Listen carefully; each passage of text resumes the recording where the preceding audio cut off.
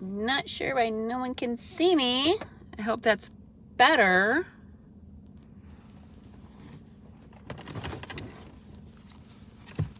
Okay, everyone.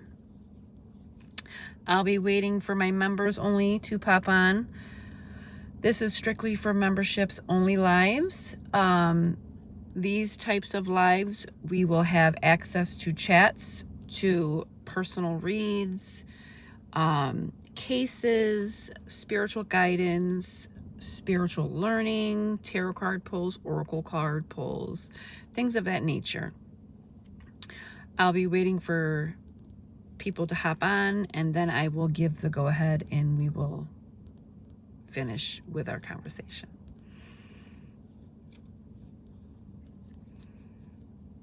When I'm doing my readings, I like to hold a specific crystal. This one is clear quartz. I will be talking about free giveaways once a month on my channel as well. So anyone that's on, do give me a thumbs up. Let me know. We'll do chats, top chat, live chat. Don't mind me, this is my first one with you guys, so I'm gonna do my very best. Okay. Hi, Nikki. I'm glad to see you. I'm gonna be working on your free read within the next week or so. I want to get through the Summer Wells video this week, and then I'll be going through, and what I usually do for a free read is I will go through what comes through, and then I will contact you and I will ask if it is okay to proceed with YouTube for you, because some information, if you want me to leave out, you just have to tell me what to go through and is allowed. Sometimes they get so personal, the private readings, that some people don't want their information discussed. I should put my glasses on. That would help. I am going to, let's see, not start a poll.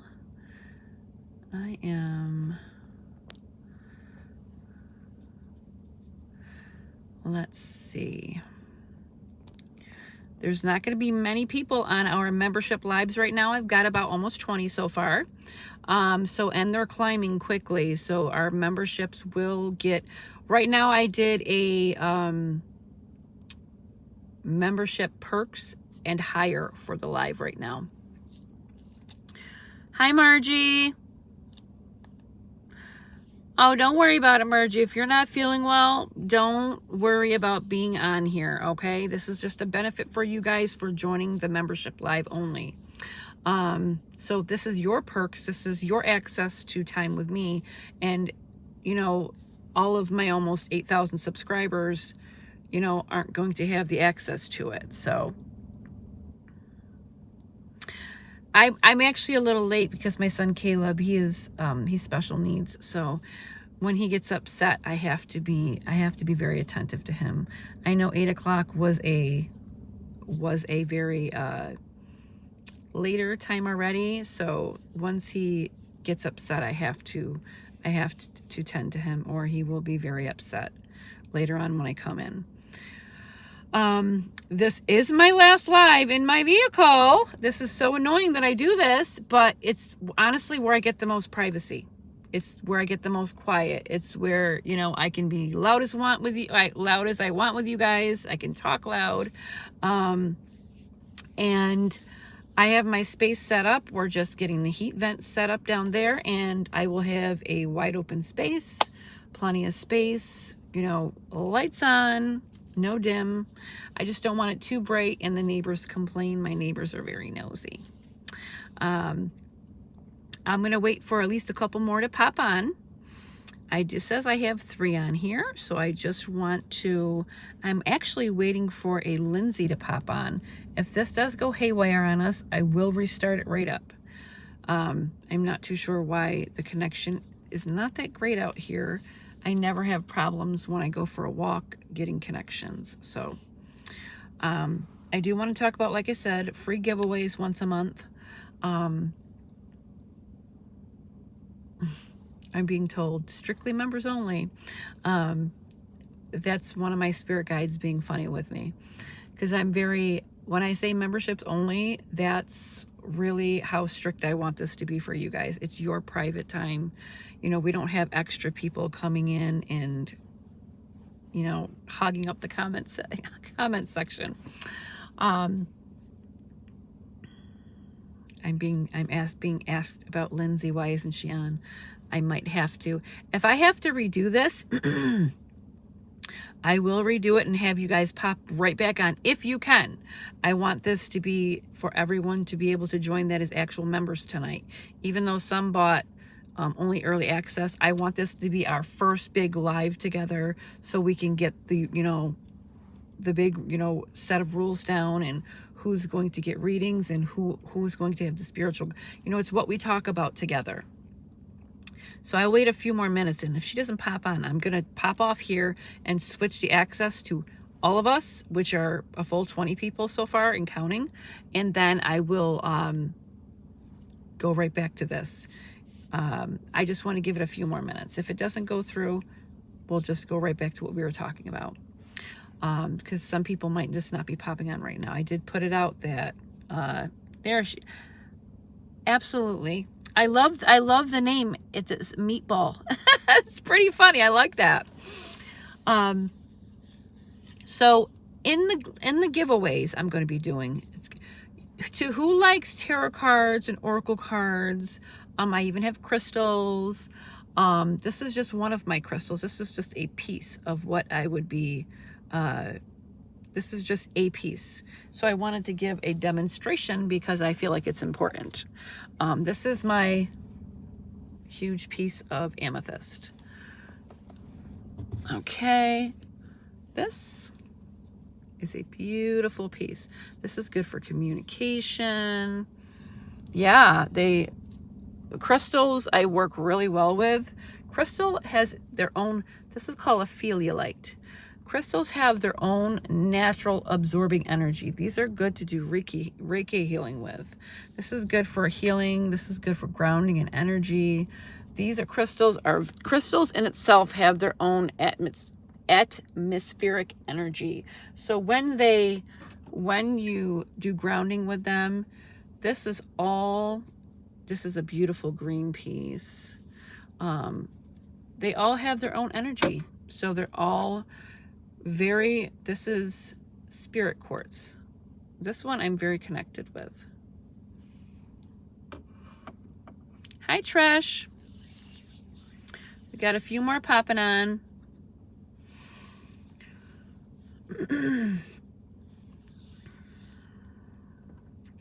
Okay. This I already showed you. That's just some of the small, the pieces that I'll be giving away eventually. This is Tektite. This is good for grounding, covering yourself for psychic attacks. I don't know if you guys could see it a lot. It's dark, but you'll see the little shiny pieces inside. Hi Trish, how are you, honey? I'm great.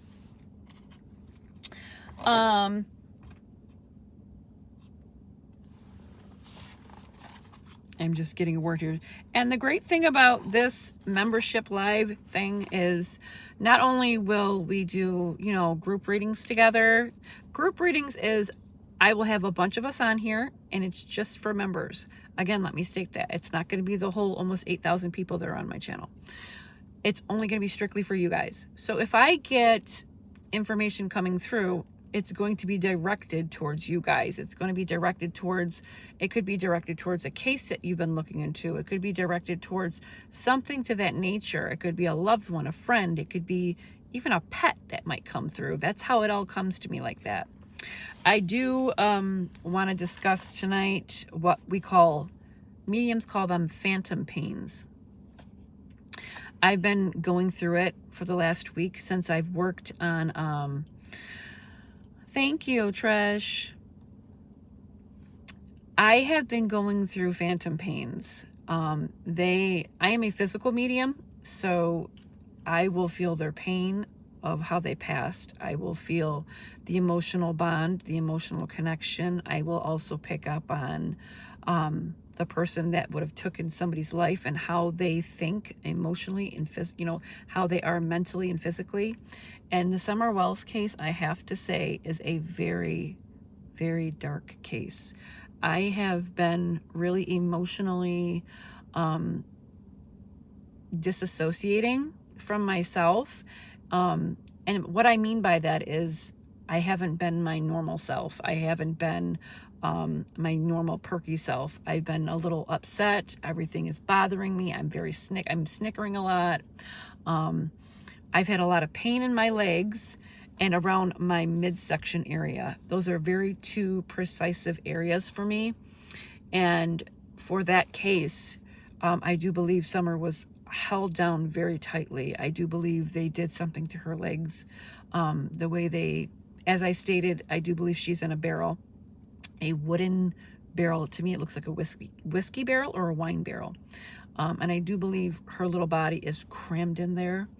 And my leg today, in the last 4 days, I got worried because I thought it was a blood clot, because that's how bad my leg hurt. And phantom pains for me, they come and go. They can stay for a bit. Sometimes I'll be missing in action because the physical energy that overtakes me sometimes from how they passed can affect me deeply. So it can be a lot for me.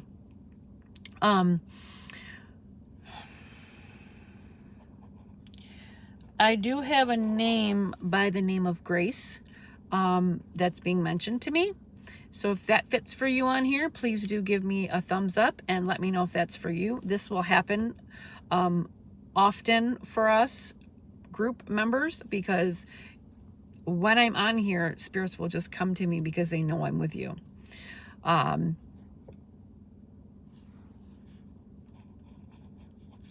being tell, and then Grace. So if that means anything, please do let me know. I need to know if that resonates with anybody here, the name Grace. And it's like almost I'm being given a message for either a Grace or this is a person named Grace. Will. The name Will, again, this has come up in my last live. Will is another, this is the second time I've heard this today, not just on live with you guys.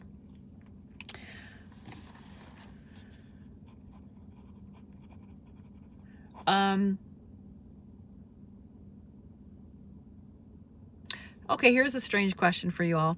How many of you know why I look to the left or the right? I've asked this on my Facebook. I wanted to ask you guys because I feel like it's important for you to know. Because I had a troll on my page. For some reason, you know, the Summer Wells case has turned into a kind of like a war on war with YouTube pages. I don't care about views or things like that. For some reason, a woman went under my page saying I was looking to, I believe they said I was looking to the left or something like that, and said I was lying. Absolutely, Nikki, you're right, 100%. So for me, the reason why I do this, because females come to the right and males come to the left. So when I get messages, if you guys noticed, I look both ways. That's me getting answers from the spirit world. Is it kind of annoying? Absolutely, because I'd like to look you guys in the eyes, but it's kind of like when you want my attention and you want me to look into your eyes, or I want you to look into my eyes, you're going to do the same thing. You're going to go to the attention where the voice is coming. So that's why I wanted you guys to know that. I didn't want to leave that unsaid for some people. It's become the war of the worlds in the Summer Wells case. You have YouTube against YouTuber, and then you have trolls that are just going through everyone's pages and going through like messages and comments, and I don't have time for that. I don't have time for that negativity on my page. We delete and we block, and that's what we do on here. We don't allow negative people to come on here and screw anything up for us. We just keep going with positivity and we keep helping one another. That's what we do on here. Nikki, I'm being told Nikki. Message. Nikki, I'm being asked, when I hear mom, it's either mom or grandmother. So can you reference to me what that would mean for you?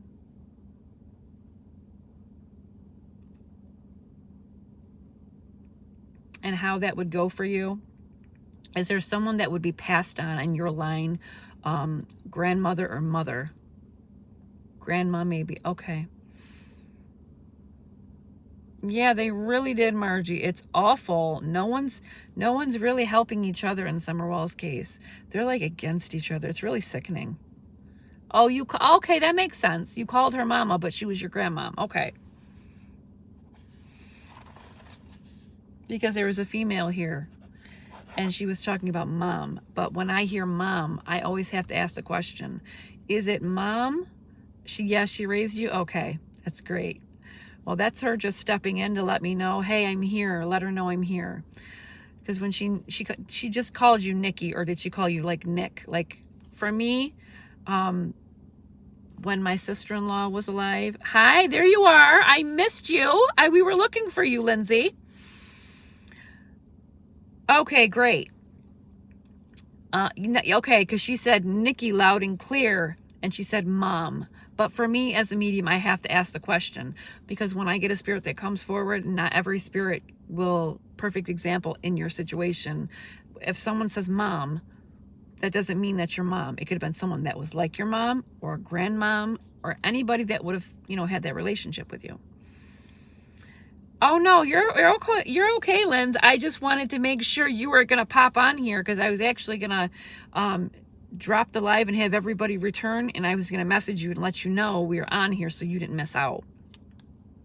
So as I was stating, Linz, I'm gonna be doing the giveaways and once a month, and when I do the giveaways, you have to go on my Facebook though and let me know your address so I can mail you the items that you're getting, okay? Because I can't just mail it to a post office or something. I could mail it to a post office if you have a post office, but I'm gonna go through and I'm gonna just give an idea, Lindsay, of the crystals. I have the oracle decks, the tarot card decks.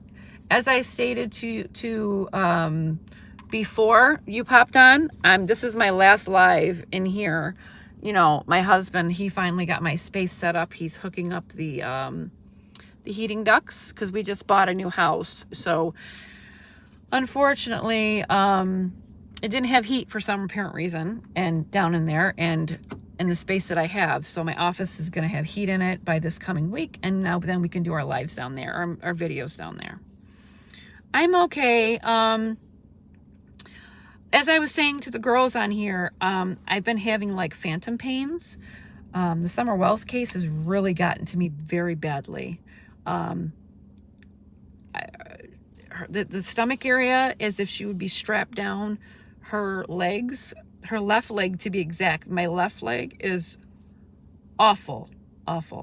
I got so nervous I had to go to the hospital thinking I have a blood clot. I mean, I had blood work, I had a sonogram, but sometimes I forget that I need to also remember not every symptom is a sickness. It's actually phantom pain from when they would have passed away or how they were killed, or the whole ordeal.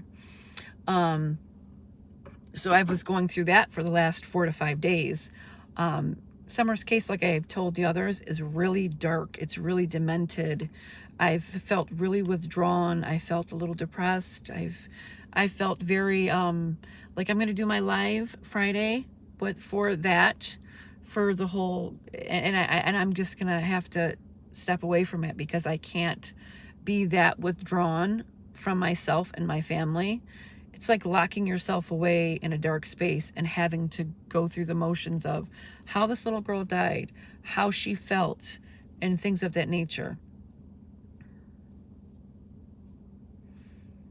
Yeah, Lens, being a physical empath is one of the hardest parts of that job. There's a physical empath, there's empaths of all different levels. I have almost every one. That's why it's really hard on my body.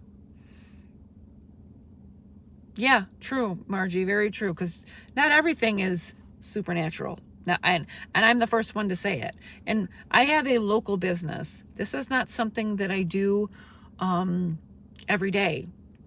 This part of me here is strictly for you guys. I have my own business. I'm becoming a author.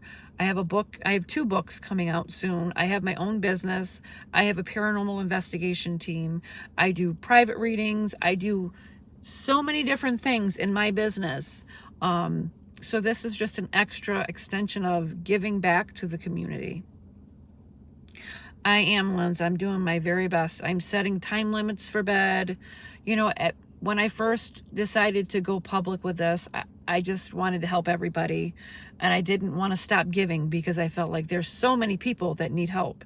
But then I realized I gave myself such an empty cup that I literally almost died from using so much of my spiritual energy, my physical energy. I literally almost died from doing this. And there's a price to pay with this. Sometimes people see this as this wow factor. But in the end, there's a price to pay for this. You're using your energy for spirits to communicate with you. You're having to constantly ground and center. You're having to always, but I mean, if you take care of yourself, it's a very doable process. It's a very hard thing though, to want the best for everybody else, and then you have nothing left for yourself.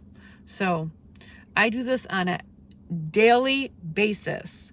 I've also told my husband I'm not going to be staying in the nursing field because with every, COVID, it's not good for my immunity. So, I'm doing this, my business at home for my local business I've taken that on head on. But I'm also pacing myself, and I'm also pacing myself for this. So that's why I'm restricting myself to lives, to videos, my private readings. As I stated, we can do them on private chat on Facebook. We don't have to have them on YouTube. I want people to understand, my members. You don't have to have your reading publicized. I don't believe in that. I believe people should have privacy. That's why I created this memberships only on YouTube, because I believe, it's great to have so many people and all the, the videos being watched and information being processed and given out and shared. I love that because the word is out. We are helping everybody, be found. We're helping people with spiritual guidance, spiritual learning, but there's also a privacy to it as well. Thank you, Meatball. Savannah's case did a number on me.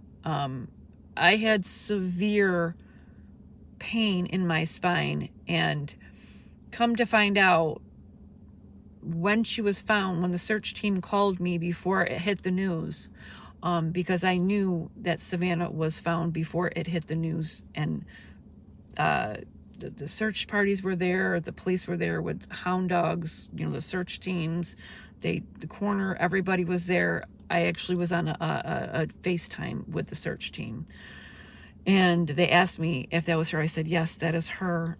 This is her being found. And I was so ecstatic that I cried for 2 days. But the way she was found, she was completely bent backwards in an unnatural way. And my back hurt so bad that I couldn't walk for almost a week because the pain was that severe. You remember that, don't you, Lens?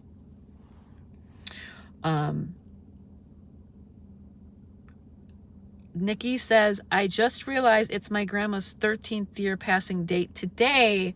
Well, there you go, Nick. There she is. So that was a great surprise. So that's an awesome thing, Nick. I'm glad that she stepped in and just gave you a quick hello. I like that. I love that presence of spirit, and that's what they do. Sometimes it's just a hello. I mean, if there's more that she wants to say, she's more than welcome to. I'm glad that made you, realize, oh, this is her anniversary of her passing. Spirit knows. That's what she just said. Spirit knows. December 10th, 2010. That is great. I'm just writing down. I try to write down everything that Spirit says to me.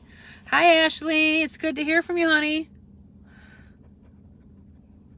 It's like a connection on the other side. When they give information, it doesn't matter if I'm unalive with you. They're connected to you. So their first thing is, I'm going to connect with you through me. And that's a very uplifting thing. And at the same time, it could be very unnerving for some people. So it takes getting used to for some people that's never been on a live with me or understand how it works. Here's another name, K. It could be K-A-Y for maybe Catherine, or K as the letter K as the name. Does that make sense to anybody on here? So I'm going to give two references. So the word K. So for me, my uncle's wife was named Catherine, but we called her Aunt K. So for me, it would be the letter K for a name with maybe Kathy, or Lisa. My middle name is K. Okay. So when I give that reference, it's either the letter K that with that name, or it's actually the name K, K-A-Y. And Lisa Schindler, I'm sorry if I said that wrong. Okay. Her middle name is K. So my grandma Mary went by Mary K. So when we get multiple answers, that's spirits that piggyback. It's kind of getting the same answer for a lot of people for that specific message. But I do believe this is a distinct K-A-Y or a Kathy, something like that. So K or Kathy.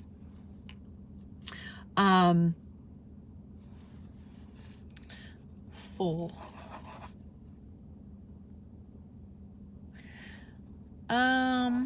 I don't know how to reference this without sounding, I'm going to say this because I have to, but if I sound derogatory, please don't take it that way.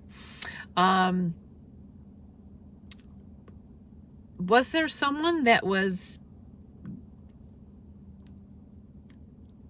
gay?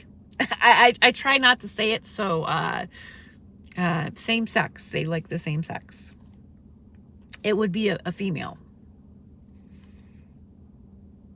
Mom.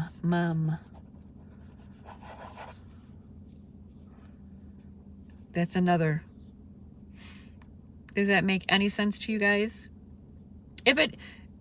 Lindsay knows, Ashley Garrett knows, when that comes up and it doesn't make sense yet, I'll always get something in Messenger and it comes, I knew this person by this name and yes, they were, so sometimes it just takes a minute to sink in.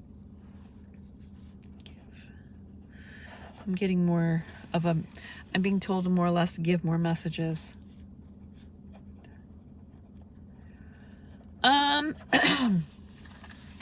So when Spirit shows me a watch, that's usually a person would have found out. Oh, okay, Lens. Was that on my end or your end? So when Spirit shows me a watch, that's a symbol for me that tells me someone would have passed away shortly after a diagnosis. It could be up to 6 months to a year. It would have been a very short-lived, you know what I mean, a diagnosis. Some people would, you're welcome, Ashley. Some people would get a diagnosis of a sickness and they would pass away shortly after. To me, 6 months to a year is a very short time. I'm pretty sure okay. So if that rings true for somebody, somebody is here talking about passing of a sickness that would have taken a very short time. It's like getting a diagnosis and 6 months to a year, they're completely gone, and it was so fast. You know, they didn't have time to, they're talking about regrets. Does anybody know a will? This has come up twice since I've started the live.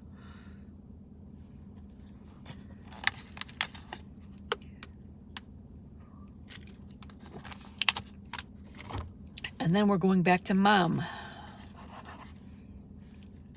Ken. K-E-N. Ken. I'm assuming this is a last name, or I hear the name Ken Dole. Trish Gordon, my mom was just diagnosed with cancer and she died 9 months later. Oh, I'm so sorry, Trish. It was definitely a female, and I kept hearing the word mom. So this is most likely for you, honey. And I was shown the watch. That's my symbol for very fast. It took very little time. That's the one symbol that directs me to Spirit's message that it was a very quick sickness. They diagnosed and they're gone very short after. My stepdad died soon after finding he had throat cancer, but it was 2 years. Okay. Ashley, this I believe is going to Trish, because it was a female, speaking of talking about mom. Now, does the name Ken and the word Dole, Linda, I'm not too sure what the diagnosis. Yes, Lindsay, she's a female.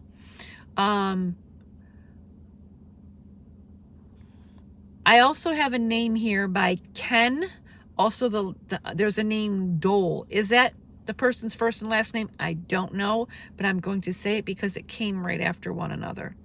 I don't know if you know somebody by that name, or if this is a family member, or this could very well be somebody.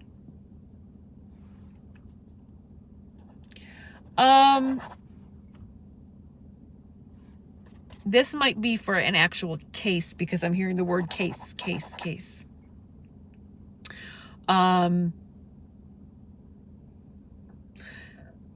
Nikki, if you're still on here, hon, can you verify something for me? Because I think tonight you're the spirit hog. If you're on here, honey, give me a thumbs up. Because I feel like this has something to do with you. Oh, there you are. Now, do you ever remember a case with a person by the name of Ken? Because I know we spoke briefly on Messenger, and you spoke about being an advocate for the families. Can you tell me if there's a person that would have been named Ken or the last name Dole? Or this person is missing. He might have never been found.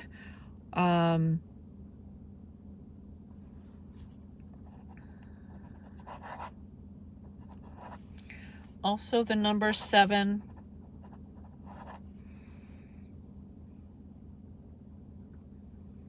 I don't know if you guys want to look that up. Maybe there's a Ken Dole that's missing.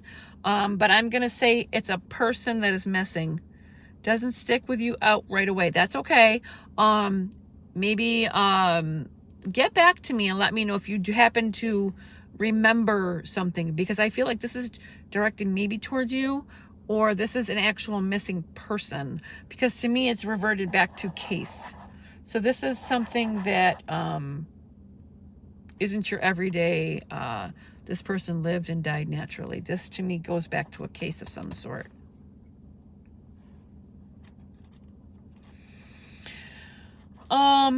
I'm hearing the word mom and tear.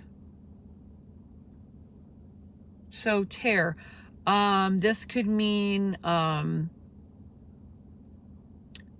it could be some sort of muscle disease, to where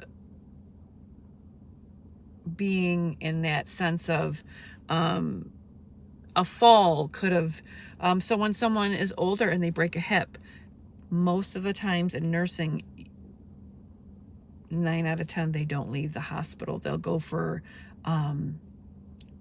rehabilitation, and most of the times they just don't make it back home because of, you know, them being so old and not having that capacity to heal right, and it gives them almost a form of dementia. It's awful what happens to people.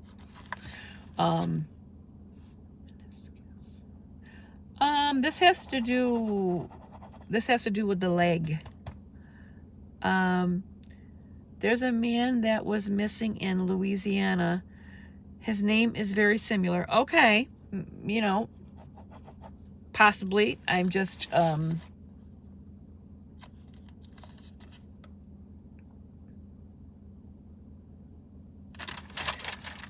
remember writing that. Okay.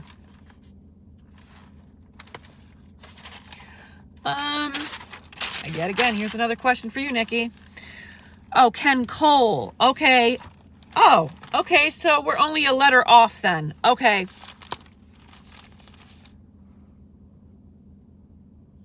Okay, Margie.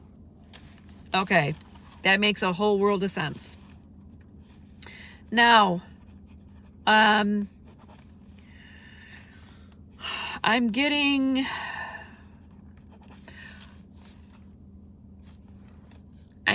a male here. He is passed on. That states about cancer as well. So, okay. So it's, to me, when I hear torn muscle, and then I hear a part of the bone, like a leg part, that's usually my sign for they would have fell and gotten hurt badly. And speaking of the age of that person, or the fact that I'm hearing this person tells me that they would have died from that accident in that sense of the matter. Okay. There's also a name Clay.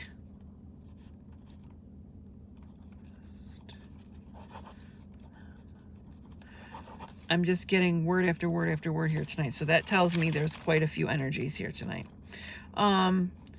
What about the wrist? There's something about a wrist here. And the mother. Fell. Arm. Broke. So when I hear sever, that doesn't mean their arm fell off, or their leg got cut off, or their arm fell. No, that means sometimes the nerve and the muscle tissue was not repairable, if that makes sense to you. Now, I have a male here that speaks of dying of cancer.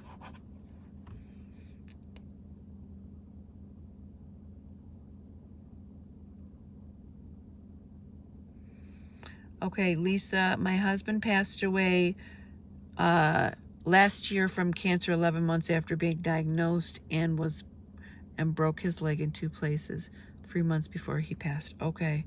Ashley Garrett, my best friend Kennedy died in a car wreck. His leg was completely severed in the accident. Okay. We're talking about fight. Cain. So this goes back to having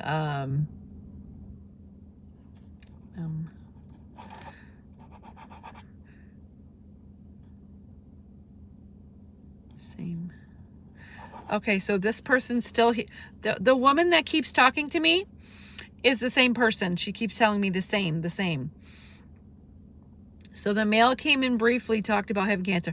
But this man to me is older, though. He has a more older scent to him, because I can actually smell him.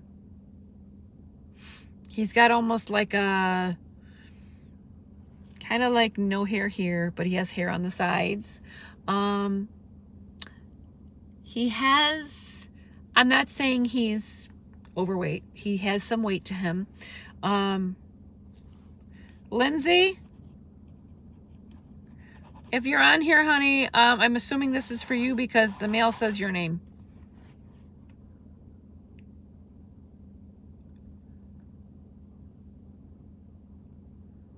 I'm not sure.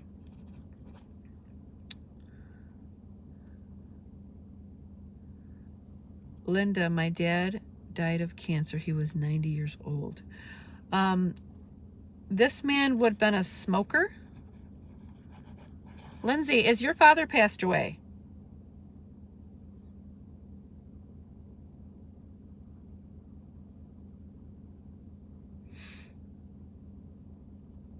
Because I'm getting mail, but states your name.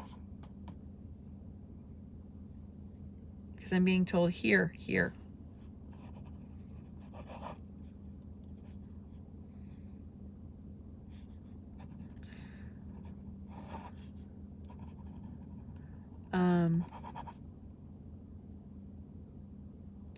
And was he a smoker?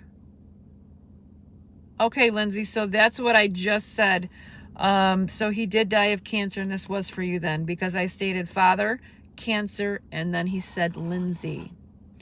Was he a smoker? Because I got the smell of smoke.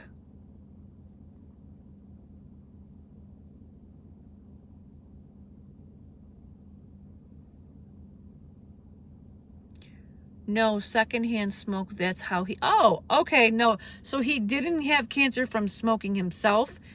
He was around secondhand smoke, which is even worse. That's awful. That's an awful way.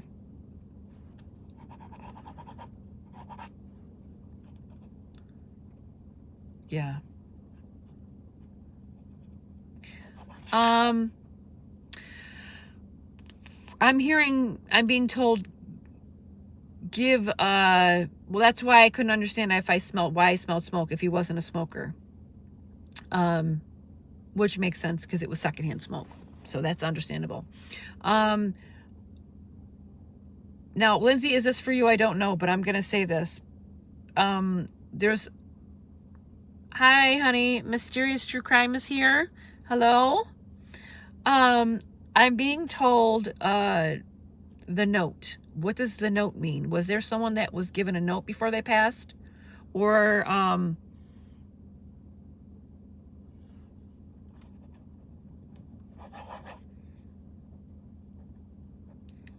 does anybody know a person named Grace? And then there's also a speaking of something about a letter that was given, or a letter that was found.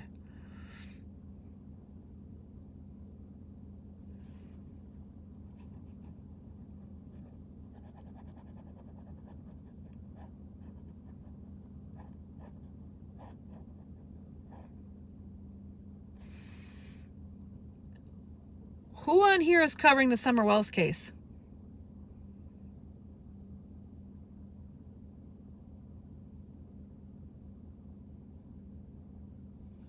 So I'm being told crime.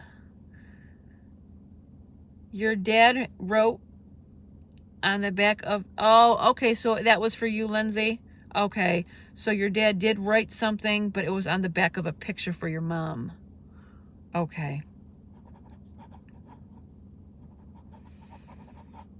Very vocal, different messages tonight. It's great. I've gotten how many so far? That's a great thing. That's why I like the membership. Oh, that's sweet. It was a picture of them together. Yeah.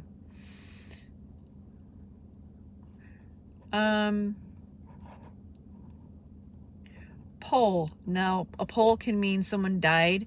That's a pole. When I hear pole, that's usually an accident or someone's talking about their fishing pole. So I'm going to give that to reference, and I'll wait for one of your answers.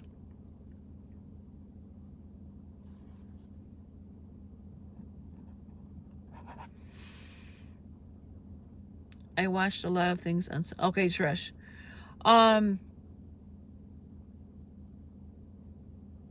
So when I was asking that question, I got a sense of, I'm going to turn my heat on a little bit. I hope you don't mind. I got a sense of, I am really into it big time. Okay, a lot of people are. Do you have here my mom, Sherry Keaton? I'm not sure what you're referencing, dear. My uncle was hit by a truck driver and hit. Oh, okay, Lindsay. So we got a spirit hog over here, Lindsay. So, Lindsay is saying about the pole. My uncle was hit by a truck driver and hit a pole. Very tragic accident. Yeah, that definitely sounds severely awful. The way people, when people pass in a way of not having natural causes. So before we come here, our destiny is already set. As awful as that sounds and as strange as that sounds, our destiny is already set here.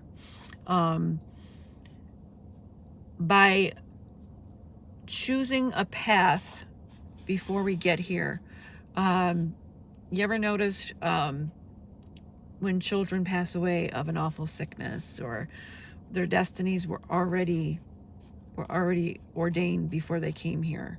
And as sad as that is, and as awful that is, they came here, they did what they were supposed to do, and then it was time for them to go. When you see a small child passing away of a sickness, which is very unfair, one, it shows people how to love life for what it truly is. The car accident I spoke of involved of an electric pole. Okay. And then you have when people, mysterious true crime. I just want to know if she's okay. I will get with you just one moment, honey. When we are ordained before we come here of how we pass. So when a child passes away, one, does it bring people together? Almost every time. There could be warring family members who stop talking to one another. And sometimes the most egregious way a child dies, it brings souls together. It heals families together because they grieve together.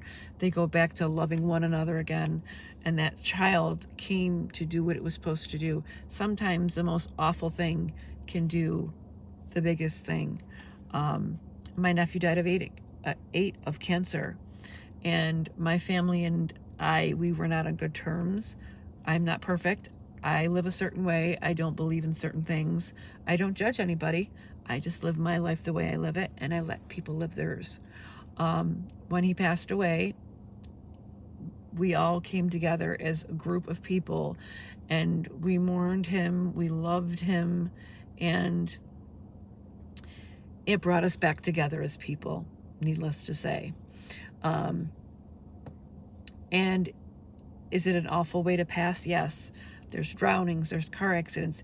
Every person is ordained for how it goes. And they're awful passings. People come here, they live, they serve their purpose, because this is a place where we learn and we come back. And we come back. To those who believe in reincarnation, please do give me a thumbs up. I know at least several of my past lives, and it makes a world of sense why I am this way in this life. To mysterious true crimes, honey, when a question like this is asked of me, you want to know if your loved one is okay. Death is the hardest thing to get past. When we leave our body, there is no pain. The spirit rises up and we go to a whole nother place. There is no worries. There is no regrets. There is no pain. There is nothing. When you pass, it's like being a part of a whole entire light source that is so peaceful, so loving, that there is nothing that can keep you from having a thought process of pain. When we have that sense of crossing over, I want you to understand something. Death is a doorway. Energy just cannot be destroyed. It just goes to the next realm, to the next place, to the next traveling site. When you ask if she's okay, she is going to be perfectly fine. I have a lot of spirits that will come through and say, hey, I'm okay. Let them know I'm okay. I've already had 4 to 5 people pop on here just to say hello. And I love that because it's a sense of giving them hope when they don't understand what's over there. It's trying to get them past of a fear. So when we grieve and we stay there, Spirit will send us symbols. They will send us signs.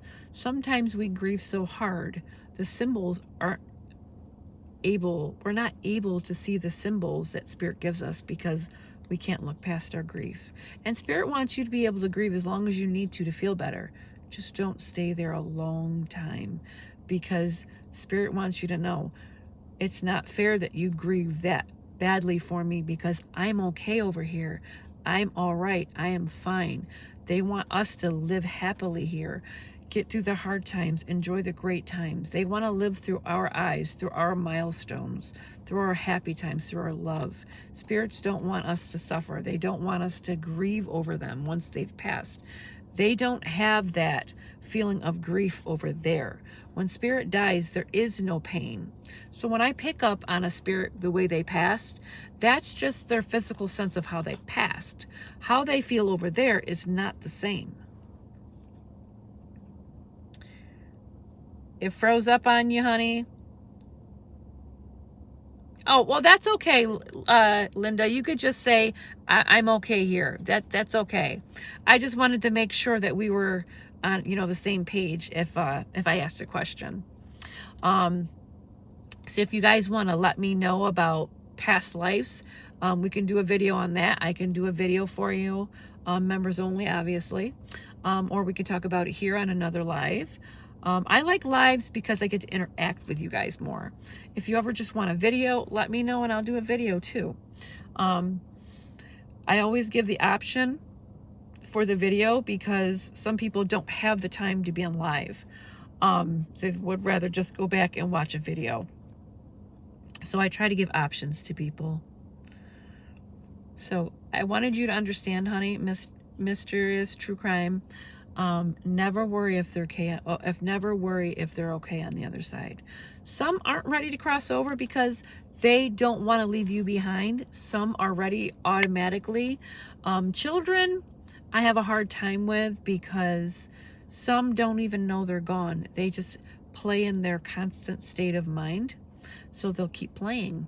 I have many spirits that are children that will come to me and more or less try to sit on my lap, as strange as that sounds. My granddaughter is what I call a dream walker. She leaves her body when she is sick, when she has an oncoming sickness, because she's a psychic like me. And she comes to me and lets me know in her sleep, as crazy as that sounds. She has seizures. She has the seizures that are caused by fevers. We don't know where they come from because none of our family has that. So that's another thing that she must have brought over in this lifetime from her past, because she couldn't heal from it in some way. I'm going to say this to you because I feel like I can. I was in the bathroom one day and I'm going to the bathroom. I'm being honest with you because I feel like I can be honest with you. And the door cracks open a little bit and I thought it was my cat. My dad yelled out when he was passing something I'll never forget. I'll message you about that. I don't know if I ever told you that. No, you never told me, Linz. You don't. Yeah, you definitely can message me and let me know. My granddaughter came to me and I was in the bathroom and it was a very sad feeling from her. But I knew it was her because I could feel her. I could smell her. So I called my daughter right away and I said, where is her name is Dream. Because I dreamed of her before she was born, so we nicknamed her Dream. We gave her the name Dream. And I knew something was really wrong or something was coming. And she said, Mom, I checked on her. She's fine. I said, well, you need to let her be with you tonight. So the next morning she calls me right away and she said, Mom, you were right. Dream had woke up with 102 fever, which if it would have got any higher, it would have spiked her to have a grand mal seizure, because she's only 2 and she has grand mal seizures with fevers. So we have to be on top of it as soon as she gets a fever. So it's things like that that bring back to this time, to this, when we cross over, we bring things with us from our past life in that sense. I was murdered in one of my past lives. I was drowned. I am deathly afraid of water. Now, I'm not afraid of a pool. I am afraid she will outgrow it. No, she won't, because I do that too, and I'm 46 years old. I've done it all my life. I do it even when I don't realize I'm doing it. Oh, you're talking about seizure. I'm sorry, honey. I misunderstood you. I hope so. It's very scary. The first time she had a seizure, I had to call 911. I have never experienced that in my whole life. It was so terrifying. I was sick for 2 days from the shock of it. She did lose consciousness. Her heart did stop the very first seizure she had. So I was giving her CPR, and the ambulance said if I didn't do that, she would have died. She would have stayed that way. Yeah, you of all people then know what it's like. It was very frightening. I would say, when spirit comes to you, this is another thing I want you to all learn. Oh, sure it did, because it scared me. I talk to dead people. This is breathing to me. This is like breathing. But seeing that put me in a state of mind that I'm just like, I was so terrified that I didn't think I was going to make it through the day after that happened. I was so unnerved, but I was so nervous. I was scared to watch her again. I was deathly, because I was babysitting her at the time. It was very frightening. When we talk about past lives, I want you all to think about something. What is the one thing that you're terrified of or unnaturally scared of for no reason? There has to be a reason why you're afraid of it, but you don't know why. That is the one thing that we carry over to this life with us. I will tell you, in one of my past lives, I was with my sister. The sister I have now, she was actually my older sister in this life, was my younger sister in one of my other lives. And I remember the grass, and I guess it was weeds, I guess you would call them, so overgrown. And there was like this old place that we were at. It was just me and her. I don't remember where our parents were, or if our parents were gone. But there was a lake, and there was 2 men on a boat. And for some reason, I knew they were coming for me. So I did this to my sister's hair. I played with her hair. I said, go hide, but please don't come out no matter what you hear. And they drowned me. And I don't remember obviously anything else after that. I just know in this life, I'm terrified of water. That's okay, honey. I'm glad to see you're here. So in a past life, in that sense, I remember being murdered. And oddly, my sister has a past life memory of her being murdered in the same way. But this would have been a past life before this life, because we actually went to the site where she took me to, where she remembers being drowned. Unfortunately, I don't remember where I was, because I was in period clothing, a time period clothing where I looked very poorly. I had the old-fashioned dresses with like the white here and the straps here, and the men had like old-fashioned suspenders on and white shirts. And But I remember him pushing my head down under the water, and I said, I please don't hurt me. And that's what I remember. And I remember my hair floating on the top of on the water of the lake. It was a lake. It was something or a creek or something. But I remember that very specific thing. I have another memory of, so here's another thing I want to talk to you about. When you cross over, 9 out of 10 times you cross over with family members you didn't heal with, or that sometimes you don't break that spiritual bond with. In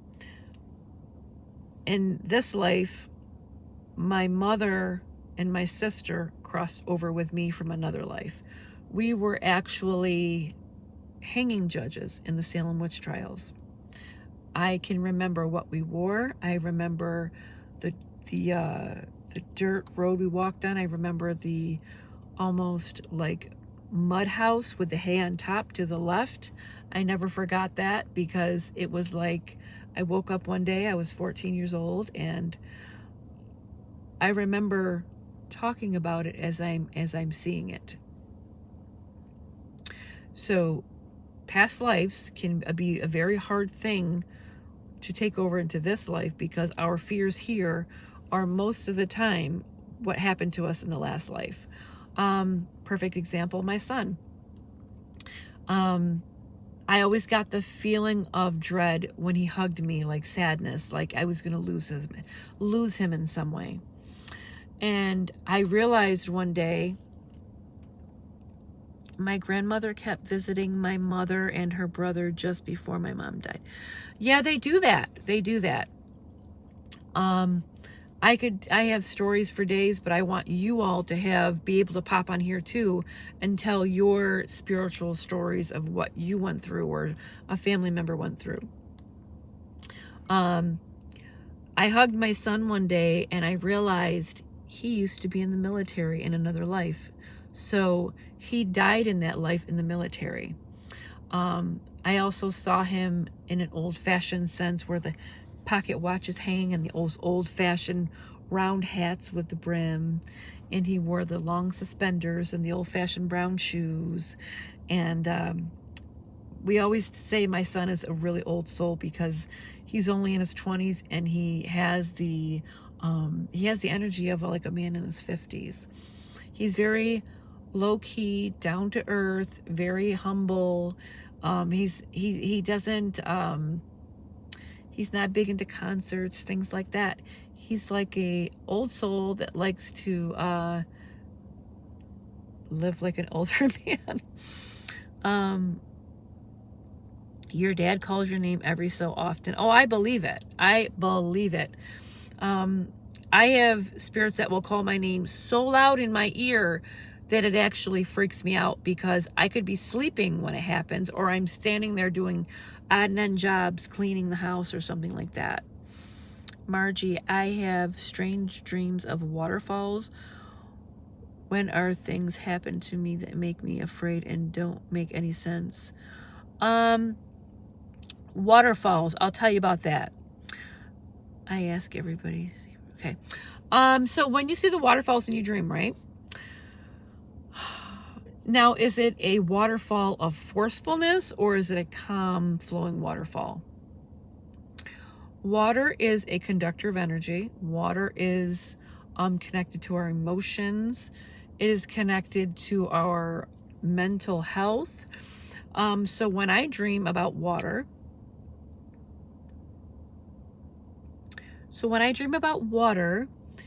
that tells me in an emotional bond that I'm having is either it's either going to be a rocky start to my day, or there's going to be a family feud. When I dream of leaky faucets, I automatically know someone's going to be calling me up on the phone. A member is going to be in an argument with a family member. Leaky faucets to me is oncoming arguments in my family. So when you see a waterfall, is the water clear? Is it cloudy? Because that goes with our emotional state. Water, when you see cloudy if you see a cloudy ocean in your dream or a lake, that refers to negative thought patterns, like you sabotage yourself in a good way, a bad way, like not getting over your fears, like you set yourself out to do something and then you think, well, I can't do it. You know, you set yourself back by saying you can't do it in some way. Or when we thrive to do something, and yes, a forcefulness. When we thrive to do something and then our emotions get the best of us. We overthink things. So when I see tornadoes, I know tornadoes is a big family feud. It's destructive winds. It's just destroying things. My granddaughter is only 7, and she will tell me about dreams that are the same as mine almost. When my daughter was little, she would talk to her grandpa about them living on a farm. Yeah. Kids are so open to the spirit world, messages, dreams, everything in that manner. Children, if we look through the eyes of children every day, the world would be so different. There's no hate, there's no anger. Spirits will come to children just to give a message, because sometimes the mother or the father or the family member isn't understanding the symbol or the signs. So they'll go through the children to do so. This has been happening all through my life. Like, I can remember dreams from when I was little. I remember many dreams, and a lot of them don't make sense, but I'm afraid of big waterfalls. Most likely, waterfalls is a reason why you would have passed away. And this could be just a representation of water. You could have gotten to an accident on a boat. You could drowned. It can go any which way from there. Let's see. When I have a spirit come to me in my dream instead of waking, mostly my family does that, because I could do this all day. I talk to spirits all day. I do appointments all the time with clients. But when it comes to my personal family, like my father, we were on rocky terms towards the end of his life. So we didn't really have that connectional, that bond like we should have. And after he passed away, he would come to me in my dreams all the time. He would hug me and tell me he loved me and I'm sorry. Because spirits, the one thing they will tell you so they can move on, I am sorry. Because they know what's over there, and they know shouldn't hold someone back. So when they tell you sorry, they want the physical world, the physical body, the person that they are spiritually connected to, which is their spouse, their children, their grandchildren.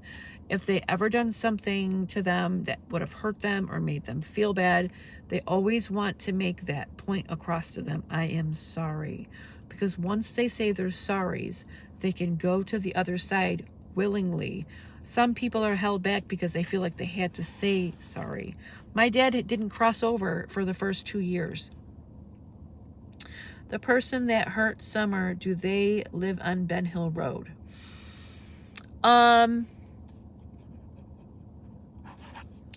For that, I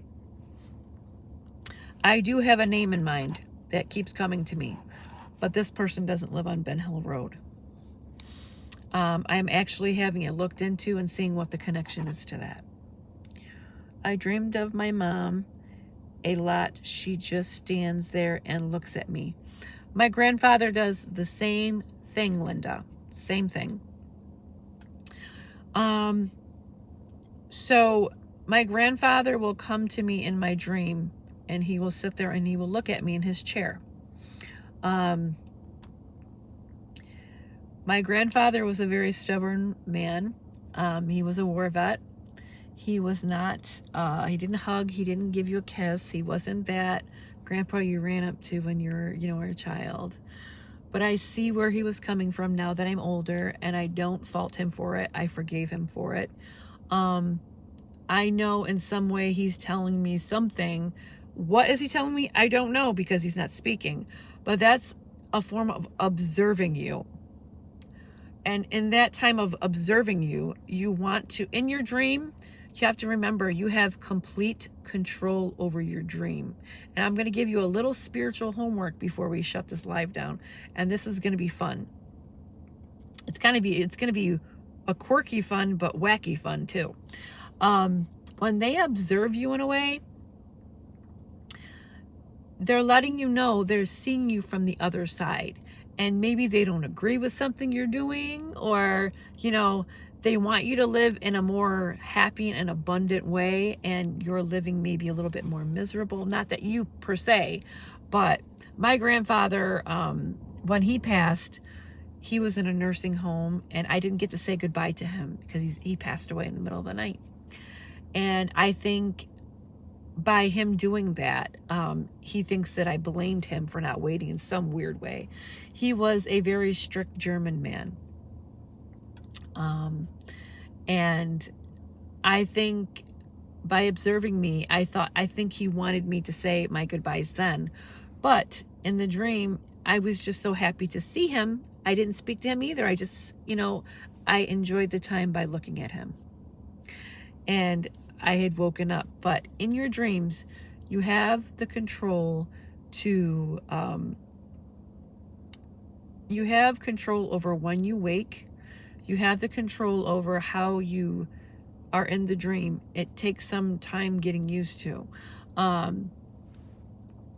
So when I was a little girl and I had no idea what I was, I knew I was different. I had no idea what this was, because my mom's terms of this was,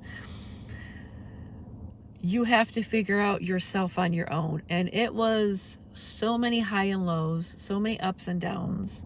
Our house was never normal. We weren't allowed to have children sleeping over because our house was so awake spiritually that things were either flying off the walls, or whatever house we moved into, there was people walking through the walls, or my life was like some TV show you would think that is a haunted TV show. That's as real as I can be with you. And my mom was never that person to say, this is how you do it, this is how you use it. That's where I learned all about myself. And that's where I knew the knowledge of catching on to dreaming, lucid dreaming. My mom wasn't, I will say my mom was never the best mom. I mean, I forgave her for that. You have to forgive and let go and not hold on to things, because you're ruining your self-peace for someone that doesn't care if they hurt you or not. So I became a person that had to take care of myself at a very young age, and that involved me waking myself up from school.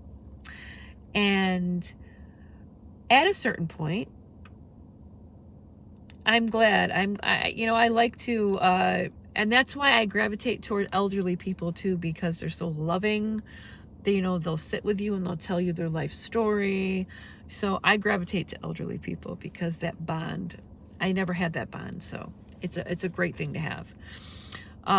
As a child, I learned how to wake myself up through dreaming. Now this took me a couple tries, literally a couple tries. So before you go to bed, this is going to take time, because this is better to learn when you're young. But being that I tested the theory out when I was young, I started to do it. So when I was young, I would say, okay, you need to get up at this time. It doesn't matter how the dream shows you. It could be a fun dream. It could even be a scary dream. So be prepared. It might be something so alarming in your mind that you want to wake yourself up from. That's how you're going to wake yourself up from that time. So I would always revert back to gym class in my dream. And in my dream, I would say, it's 6 o'clock, I have to go. And I would tell myself that in my dream. And here I am waking up at 6 a.m. So it's a definite thing you can do. You have control over it. I want you all to try that at least for a week. Try it on your own, see how it goes, and I want you to let me know on our next live, because you have the capacity to do it. But this is what you're going to do so you don't forget and you don't think you're overthinking this. I want you to write down the time that you want to get up in the morning. You're going to write it on the piece of paper next to you. You're going to say to yourself, and I want you to try this on a weekend day where maybe you don't have work, the kids don't have school, so you're not, most people have to set an alarm to wake up. I know I do, but when I was a kid, which makes no sense, I could get myself up by doing this. I don't know, because I don't do this anymore. I have too much to do to set my own alarm clock in my dreams. Write it down on a piece of paper, put it on a nightstand. So anybody that wants to try this, write it down on a piece of paper.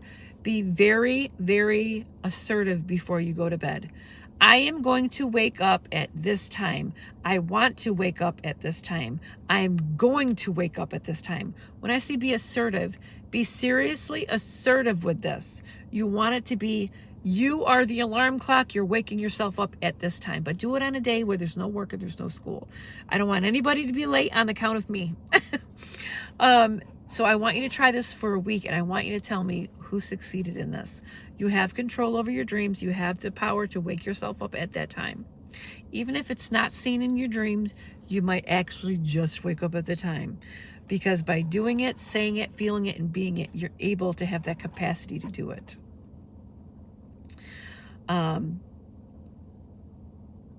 Yeah, Lindsay, give it a try. But I mean, I want you to be so serious with it. I am going to wake up at this time. I am going to do this. So you have to be really assertive for this to happen. Anything in our next live that you want to chat about, as in, sorry, I got a message here. Nikki, you're going to give it a try too. So when we do our next live, I want to know who was able to do this at least one time, was able to wake up. Now, okay, I'm going to warn you guys ahead of time. In the dream, like I used to, you might actually see the time on a clock on the wall. You might see it on a watch on you, or you might hear someone saying in your dream, we have to go, it's this time, or it's time to wake up now. I've actually done that, to where I've woken myself up in my dream.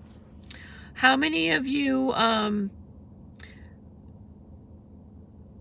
okay, how many of you have lucid dreams? I've dreamt that I was in a dream, in a dream, in a dream, in a dream.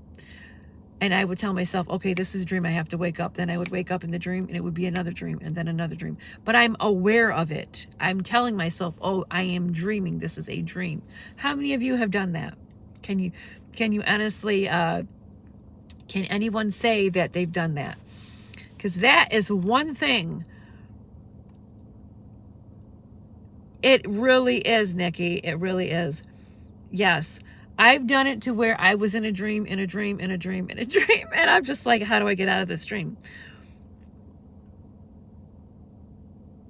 Linda says, my first boyfriend I ever had came to me in a dream and asked me to go with him. Oh my goodness. It's so freaky. It really is, because you are aware that you are sleeping, and that is what is called a lucid dream. If you have control over that, and you know in your mental capacity that you are dreaming, you have the capability of doing what you want to do in your dream. I will actually have a book on that. I will show you the book, and it will teach you how to do those things. Yeah. So when Spirit asked you to go with them, Linda, that's a form of them still being in love with you, in that sense, to where they haven't fully healed from crossing yet. And I don't want to say they feel lonely, no. But in the sense, he wants you to go with him. He might be speaking of after you pass, in that sense, in some way, in the end of your lifespan. That's kind of freaky to talk about, I know. Exactly, and that's exactly what you tell him. No, I'm not ready. let's see, have I dreamed of, I dream of death. I know when I dream of numbers, someone's going to pass away. It's also births for me, but most of the time it's deaths for me. Or I'll hear the death knocks. I'm sure everybody that knows me knows I talk about the death knocks a lot. The story behind it, I don't know how many of you know the story behind it, but I can repeat it if you want me to. This is another past life thing. So my family is related to monks that were related to Maximilian. And some of the monks actually stole jewels, and they actually came down to what we call the Americas. Now, this monk put himself in some sort of cave that he thought he was safe in, and he closed the cave off. But not realizing he couldn't get himself out, he died in that cave, and he knocks 1, 2, 3. So when I hear the knocks, I will, I told him, okay, I will hear the knocks as a, well, my sister, she will see the monk before someone passes in our family. I hear the death knocks 1, 2, 3, because I believe I was that monk in a past life, because I remember the whole outfit. I still draw the family cross till this day, and my mom said she doesn't know how I would know that, because only a few people in our family know about that legend, and that's what we call a legend. I'm drawing the cross for you as I speak. It's got now, mind you, I'm not the best drawer, so please forgive me. These are jewels. And I'm in love with garnet, and I believe that's why, because the jewels inside the cross were all garnet. And I remember the monk in the dream trying to get out, and he couldn't get out. This is the cross I've been drawing since a child. Those are all jewels, by the way. And so I'm very connected to garnet. I do think that's part of the reason.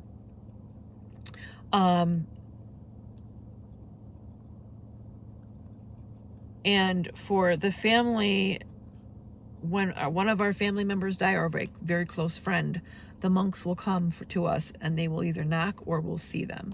I've only ever seen the monk once as a child, but I've only ever heard their knocks mostly. When I hear the knocks, I'm just coming out of sleeping state, and I will hear boom, boom, boom. When my husband's aunt died, she was like a mom. I loved her so much. The knocks were so loud. These knocks were so loud, my whole wall shook to my bedroom, right above my headboard. And I sat up, I sat completely up early in the morning. He said he couldn't, but was at my house every day, and as real as could be, I believe, was there. Yes. Oh, yeah. When Grandpa passed, it was like he was alive. I begged him to tell. I don't know if I missed some of your message, honey. When people pass away and they're not ready to cross over, they will hang around for a while. Unfortunately, until they're under the understanding of is that, okay, I'm just going to go. Whether they're healed, some will go if they're healed, some will go even if they're not healed, because they have to come to an understanding what's over there can't be any worse than hanging around. My dad hung around for 2 years after he passed. And finally, I said, I forgive you. He forgave me. And that was it. He was gone. And then he would come to me in my dreams smiling, happy. That sometimes it can be the smallest thing that can hold us back. And saying sorry is the one thing spirits will do in order to cross over, because they don't want any regrets. The higher the vibration, the higher the soul rises. Dreams are a very, very confusing thing for a lot of people. I get a lot of people that will message me and talk about dream interpretation. How many of you have spirit animals? I have several.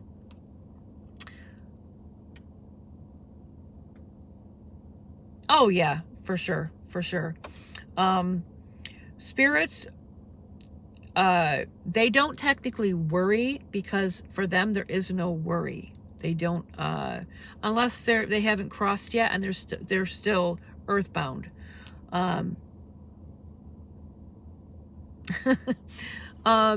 When they're earthbound, they do give you a sense of that they do give you a sense of that feeling, but in actuality, it's a sense of, I want you to understand how I left so quickly, or but someone paid my electric bill and the man described as my grandfather. I'm gonna tell you the most creepy story ever.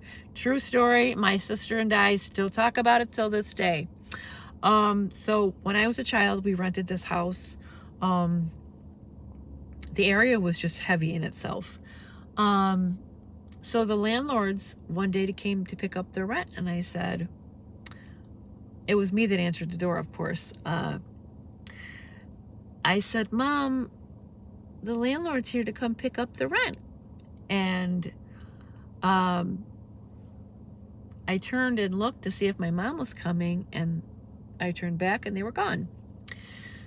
So my mom calls up the landlord, and she wanted to know what happened and why did they leave. She was getting the money ready, and they were this sweet old couple. They would come to have coffee with my mom every once in a while. And no answer. My mom's like, okay, something's wrong. So she sees in the newspaper they died in a car accident.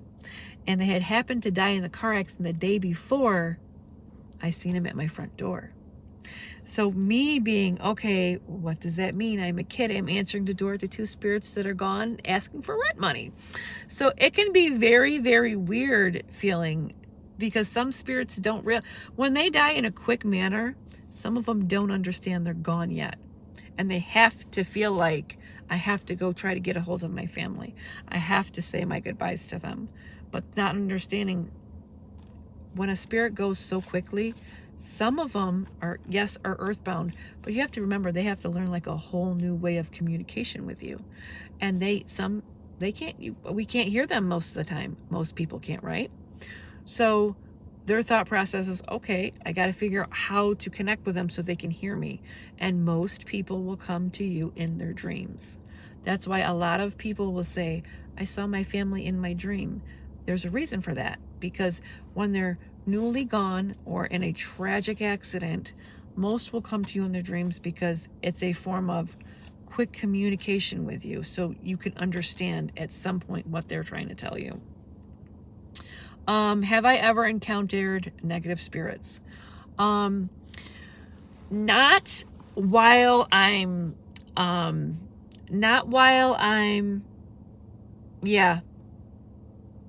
so it must have been a quick, oh, my family. That's the first thing in an accident.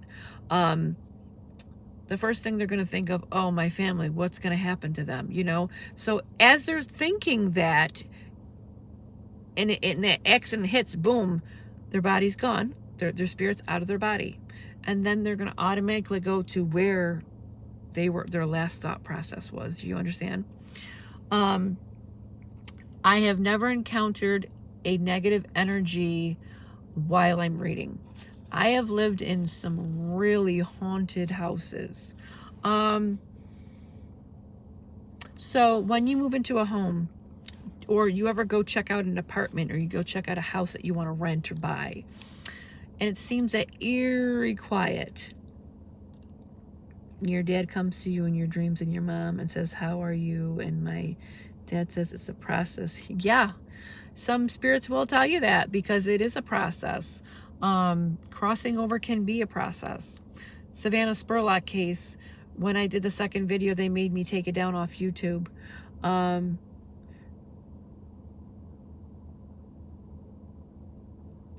Do you think some people, before they pass tragically, like a murder, can have such strong premonitions that they are, like, before they pass, do they feel something's going to happen? Absolutely, they can feel that.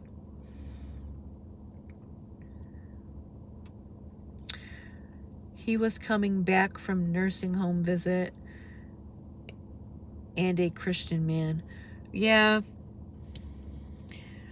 When they have that tragic way of passing, their automatic thought process is my family.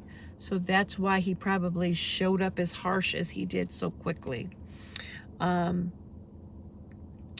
So when you go to a house and you want to rent it, or you go to an apartment and you want to rent it, when you get that feeling of it's really still, and I don't know if you've ever felt that, but when I bought the house we just moved into, I knew there was an underlying energy here, but sometimes when people don't live in the place, that energy stays dormant. It's like a thin blanket, like a veil over something.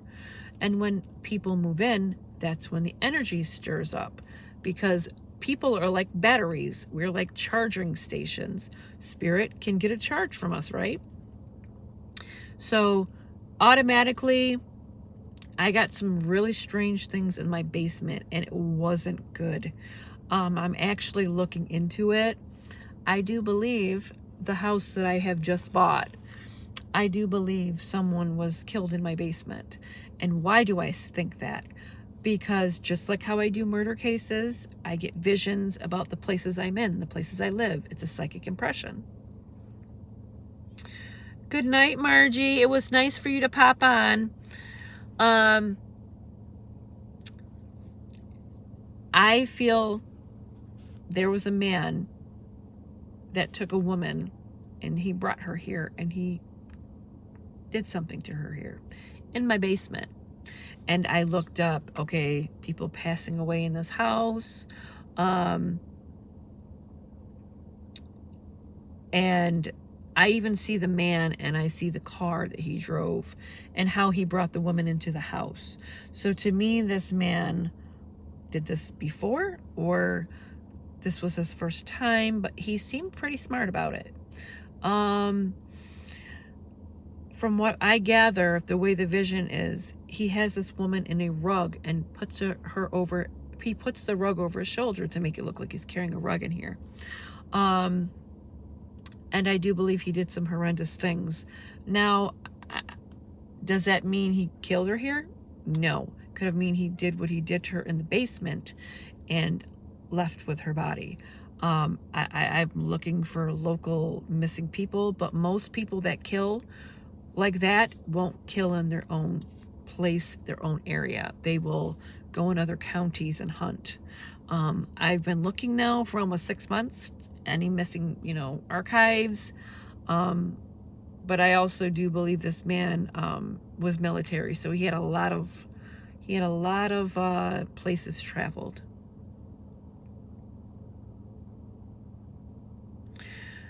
I feel like my last childhood home was, I heard voices waking me up, screaming at me a couple times. I was a teen. One Christmas, my aunt took a picture of my grandma's mantle at Christmas. Yeah.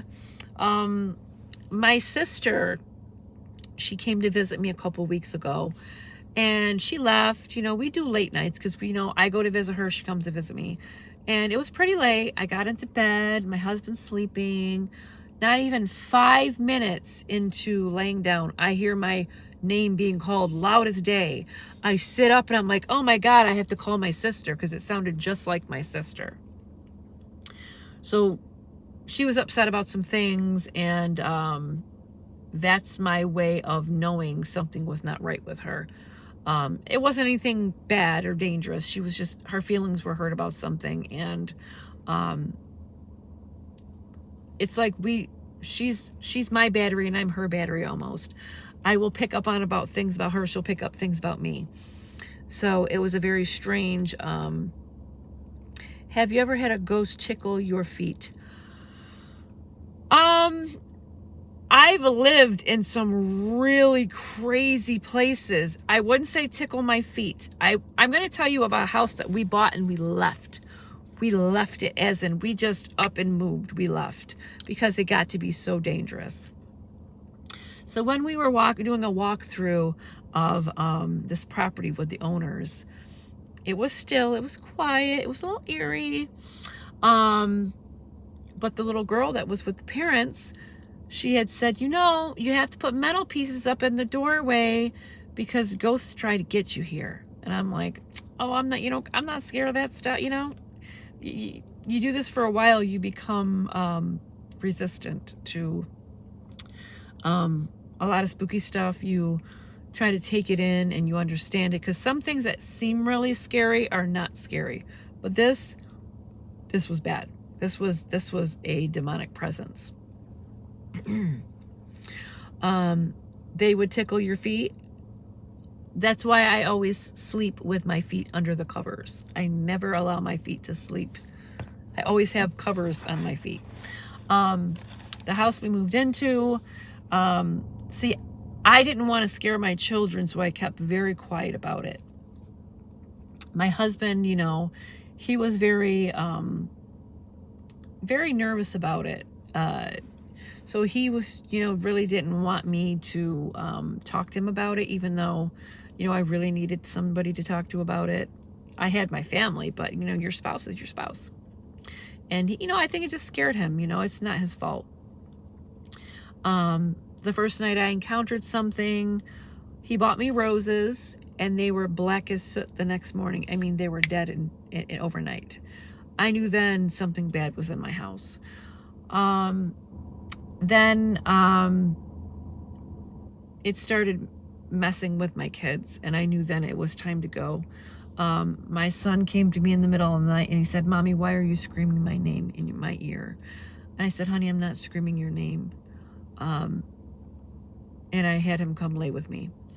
My daughter, we were at a hockey game with my son. My son's on a hockey team. And she called me up freaking out. I mean, this was daytime. Things would happen during the daytime, night. It didn't matter what time of day it was.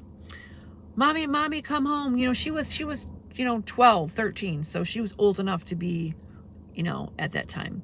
She was with her god sister, and she's like, there's pounding on the walls everywhere. And something about the phone rang, and there was static, but there was a voice in the static. So as soon as I pulled in the driveway, it stopped. She came out of the house freaking out, screaming, crying. Another time, the kids are in school. My youngest son was sleeping in his crib. I'm doing the dishes at the kitchen sink, and then my whole body goes ice cold. And I mean stark frozen cold. And then my hair starts to do this, like someone's breathing, but breathing in a way my hair is going upwards instead of downwards. And I hear this vicious growl in my ear. It was like, it was such a bad growl.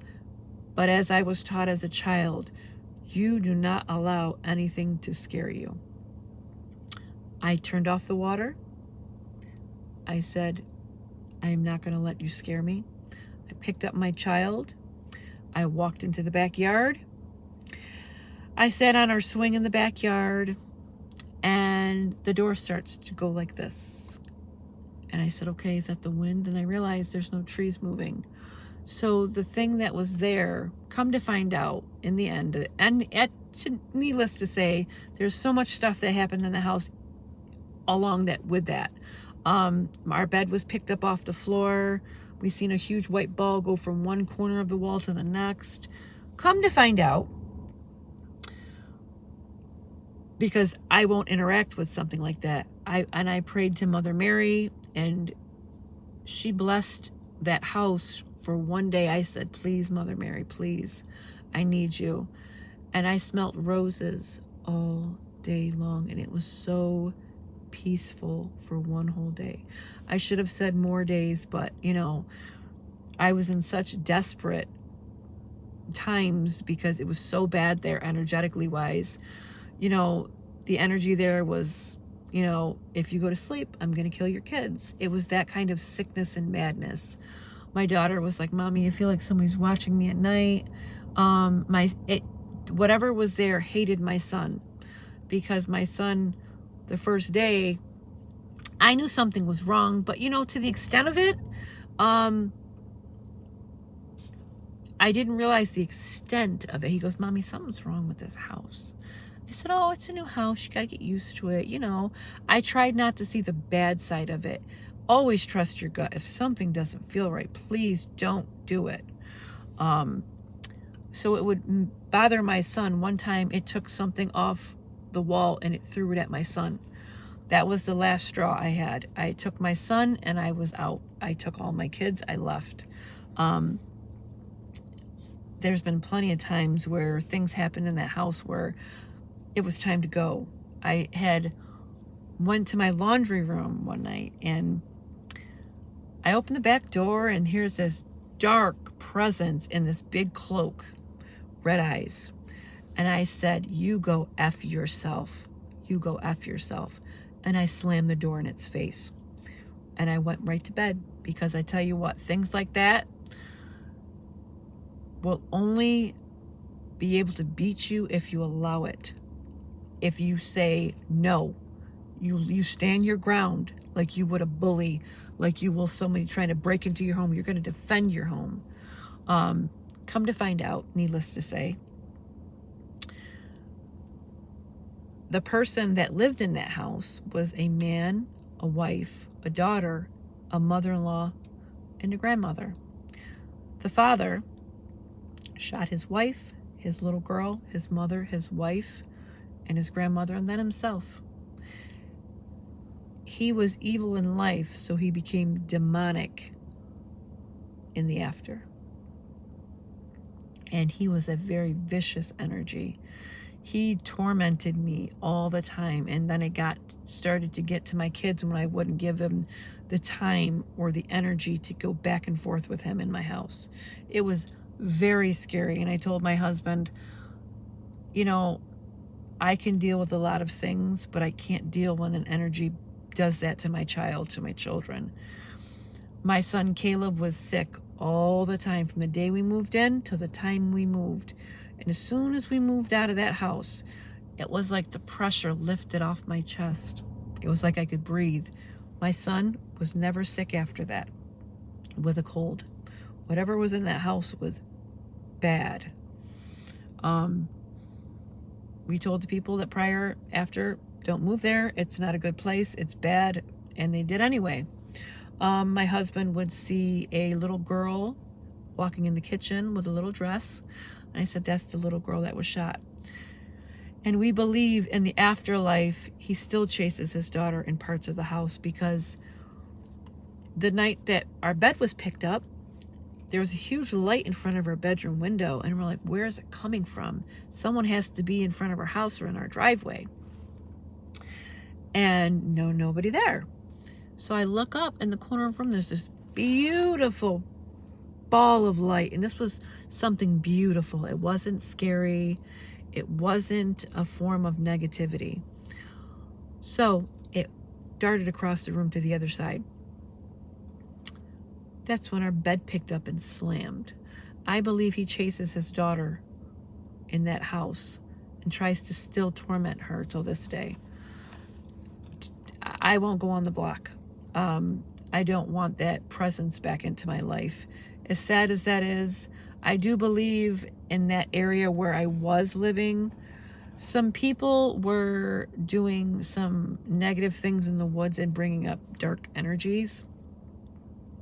And I do believe what they brought up inflicted the families around that area, because there's a lot of deaths in that area, specifically only that area. It is very sad and very scary.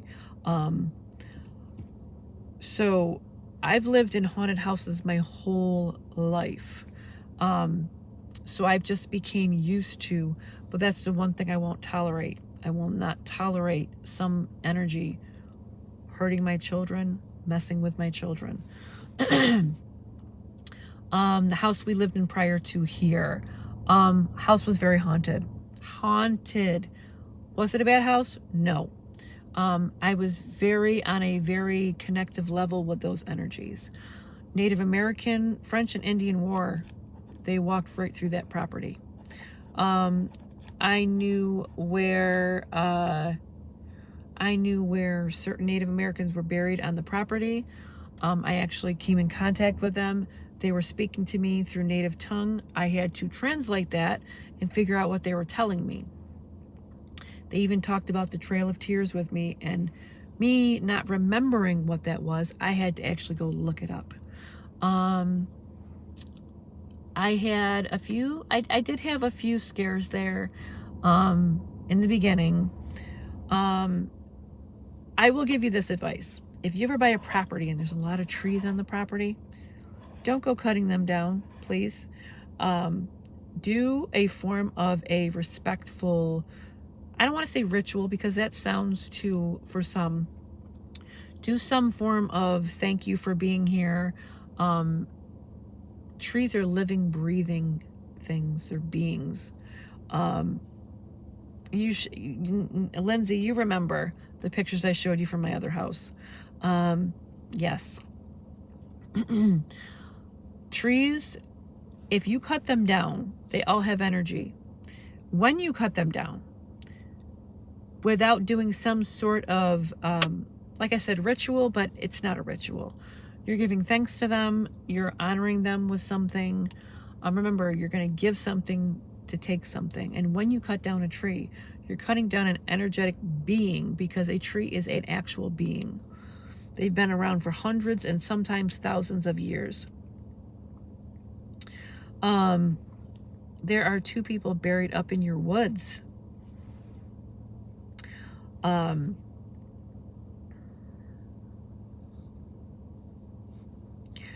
So every time my husband has cut down the trees on the properties we've bought, I told him, I said, you have to let me do what I have to do first in order for this to work.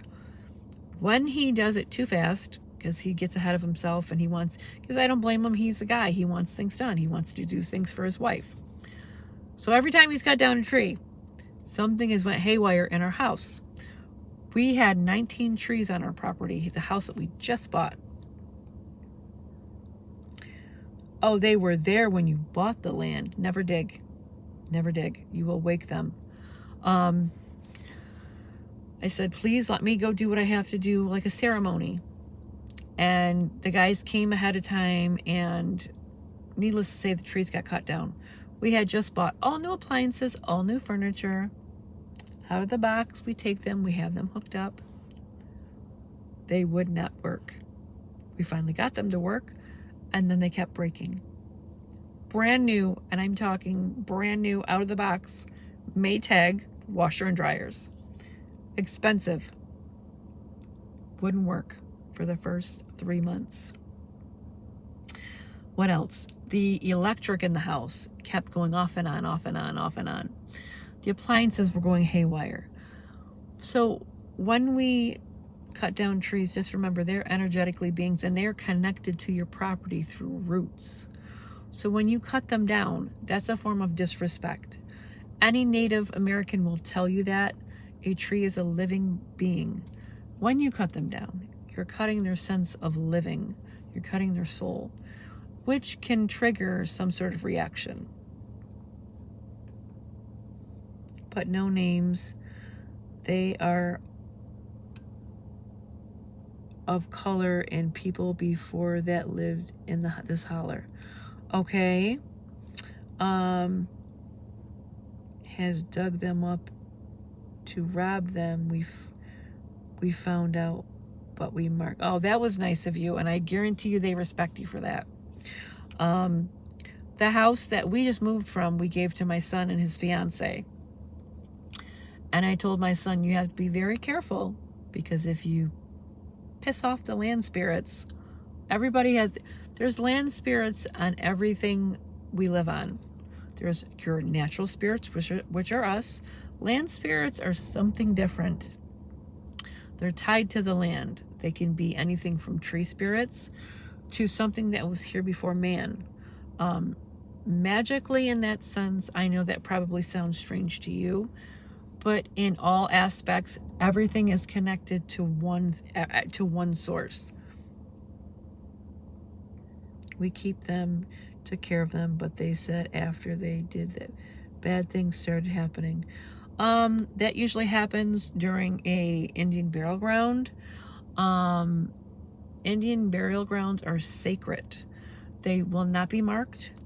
Remember, Native Americans, that doesn't mean that they look like my skin color. Native Americans can be very dark. And when it's disturbed, that's a sacred site. And when that happens, you're going to have anything from accidents to sudden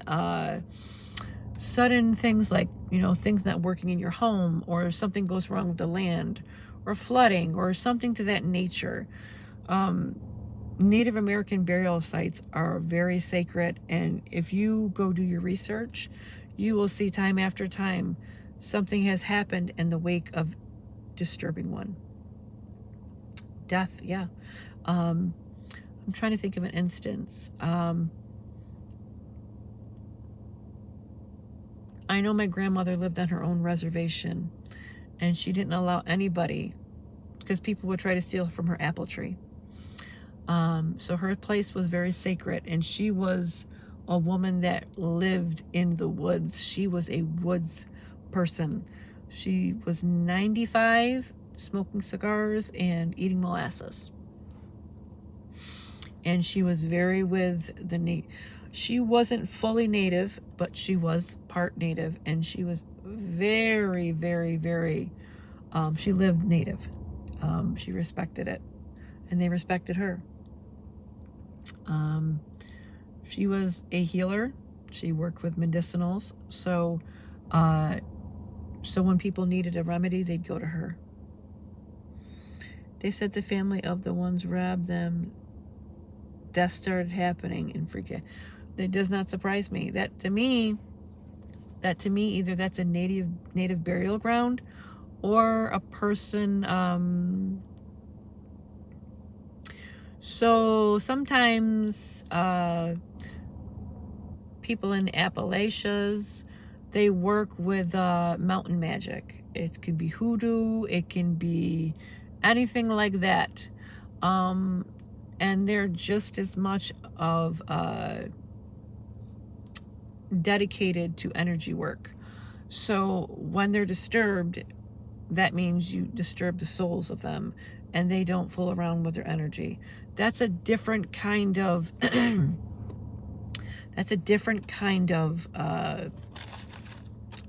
we pass on, we choose to cross over, or we just cross over.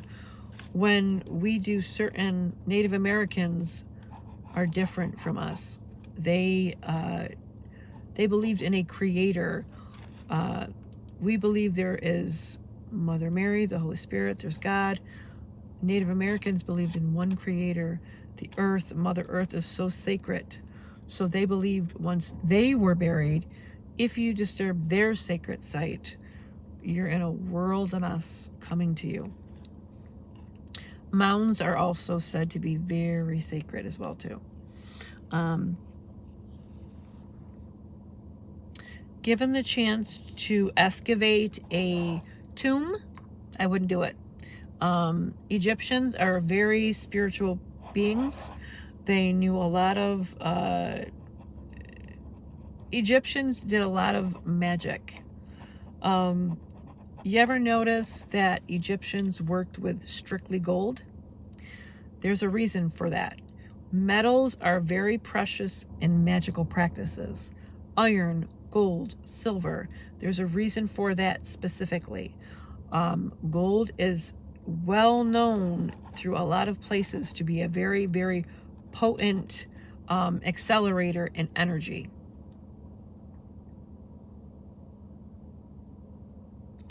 People who disturbed that grave were wrong, and that's why they're being punished in so many ways.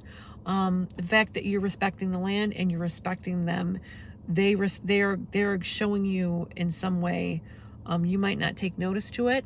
There might be, do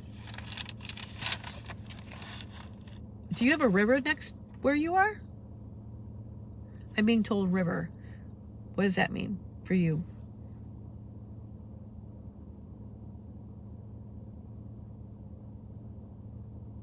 Is it Janaea or Janaya?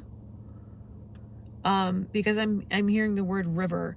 You have a pond, okay. Water is also and a lake. Okay, so water is a conductor of spiritual energy as well, because it has electrons, it carries emotions, it carries energy. So you will also have more spiritual experiences through spirits when you're closer to water. So fog can carry spirits with them as well. And the pond's on your property too. So have you ever seen anything on your property spiritually? Spirits itself? Or if not, here's a thing I want you to try. I can pick a spirit out of any picture anybody sends to me. Anybody knows that me on Facebook can tell you I can pick a spirit out of any picture, any photo. So I want you to take a bunch of pictures, just random pictures. It can be, I would suggest daytime so you don't fall or anything like that.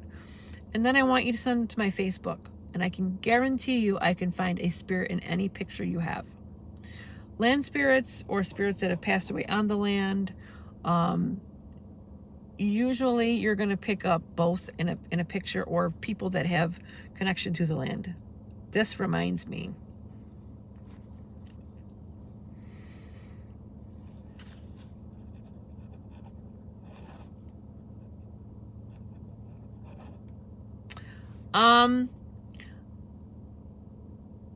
You just mentioned, yes, I did, Lindsay. Actually, that's right. I'm glad you're saying that.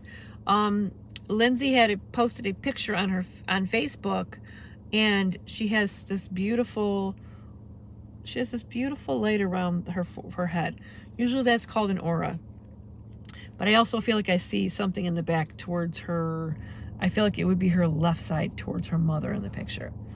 I'm getting these two words as well. The word gift and also red. I'm assuming that's going to be something for somebody on here. You saw something too, Lens? Okay.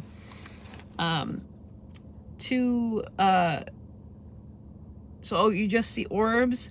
If you take some pictures and send them to my Facebook, hon, what I'll do is I'll point out the picture in the pictures. I'll circle it for you and I'll resend it back to you so you understand what I'm seeing. You might not see what I see, but most of the time, once I point it out, it's there. You can't unsee it. Does the word gift and the color red mean anything to anybody?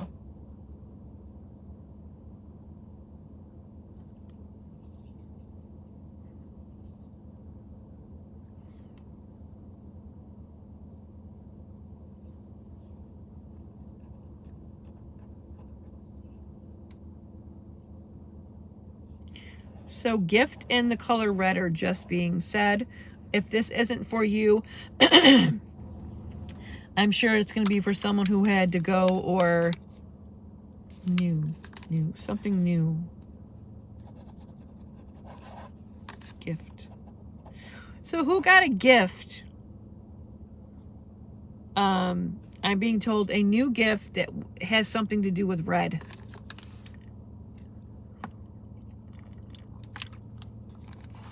This is coming from my female side.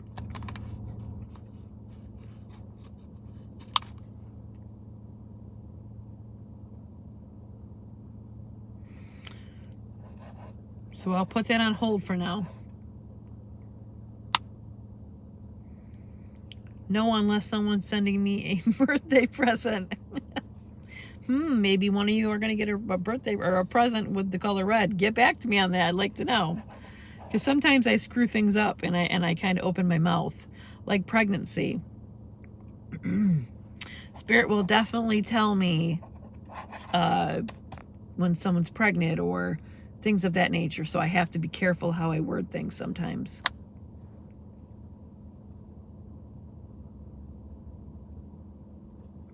This would be, I'm being told jewels. So this would be a piece of jewelry. This could be, maybe it's something you have to do with ruby or garnet. So my husband just bought me a new 3-carat diamond for Christmas. I don't know how great you can see it, but I was definitely surprised. Garnet for you. Did you just get something new? That was garnet. And then this one right here. So it was definitely a very beautiful, you know, and then he got my St. Michael charm as well. Lindsay, yes, garnet is mine as well. Thank you. Janaea, new, garnet what, honey?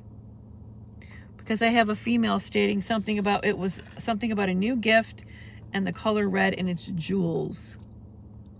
Thank you, Nikki. Oh, a garnet crystal. Is that something someone gifted you?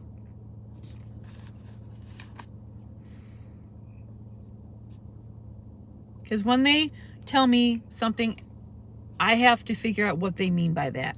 So when they say jewel, that for me, I would take that as jewelry or something like, okay, so somebody gifted you a new, what was it? Did you say a new garnet crystal? Okay.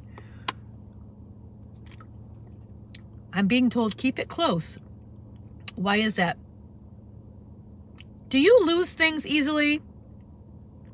Because I'm being told lose. Do you lose things very easily? So this is kind of like a joke, I think, from Spirit. Like, try not to lose it and almost. Okay, so yeah, that's them being funny. Okay. Because I'm being told lose it. Almost like you would lose it if you put it down. Keep it close to you, you'll lose it. That's funny. They never cease to surprise me. I always lose stuff. Let me tell you, if I don't put my keys in the same exact space every day, I'm looking for them. Hold on, let's talk 1 second.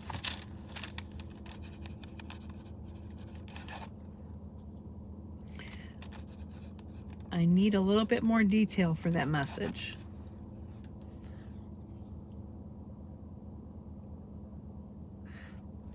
Did someone just get an invitation of some sort? They're telling me to reference the invitation. I see an envelope. This could be a message that you guys would be, this might be an oncoming message that you're going to be getting about a birthday party or a baby shower. I can't find my teeth half the time. Because I'm seeing what I'm being shown right now is an envelope of some sort. But to me, this would have to do with, like, maybe an invitation or a birthday thing or a baby shower, something to that nature where you were invited to something. Because they're saying I was there. Because obviously the person that's telling me is not here anymore physically, but they were there or they're going to be there with you. Is there something that was just done, something recently?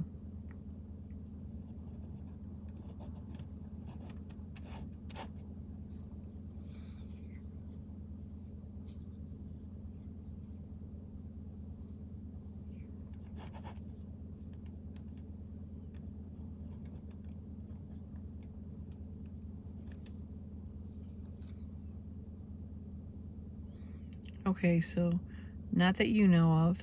I'm wondering if this doesn't make sense right now. I do feel like this will be something upcoming for somebody here. Like it's going to be a baby shower or it's going to be like a party or something.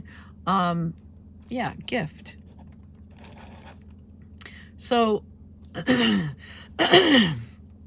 It's going to be towards somebody that is going to be invited to something, I think. And they want you to know they are there. They're not missing out. Mom is not missing out.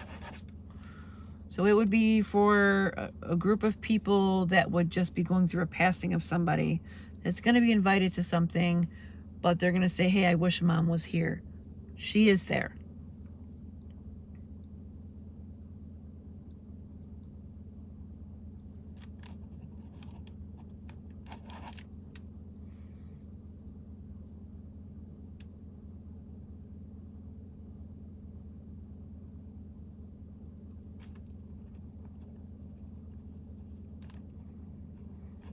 Okay, why does this name seem familiar to me? The name Jane. Is there a name? Is somebody's name Jane? Jane, Jane? Cross.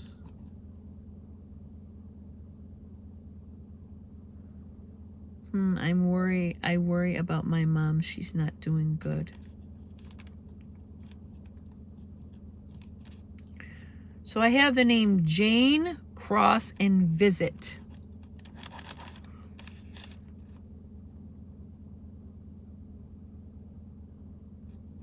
That's what Mama called me.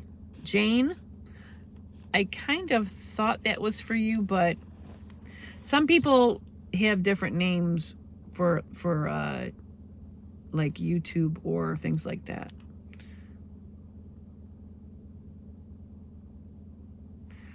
Jane, Cross, Visit.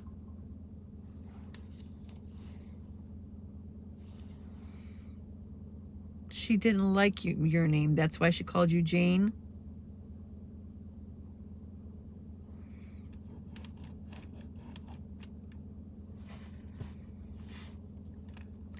What about...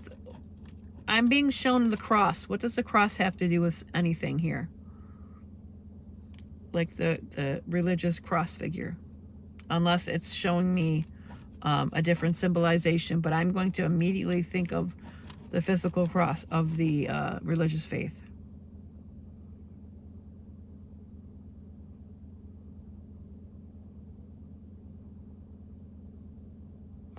Did someone inherit their mother or grandmother's personal necklace of some sort?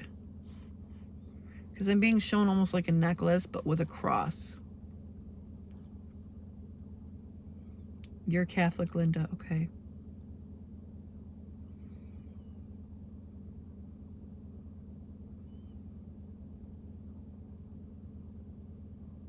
See, this isn't, to me, this is an elder woman. She looks like she would be wearing, I'm being told a muumuu.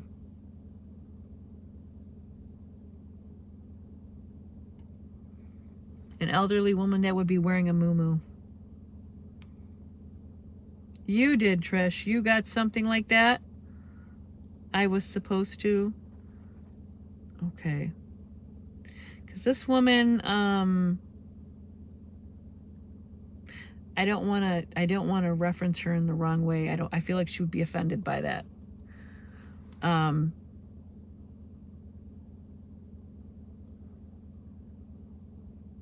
You got a lot of her things. Okay. The thing that she's wearing, I don't know why it was referenced this way. It's called a muumuu. Is that what, am I saying that correctly?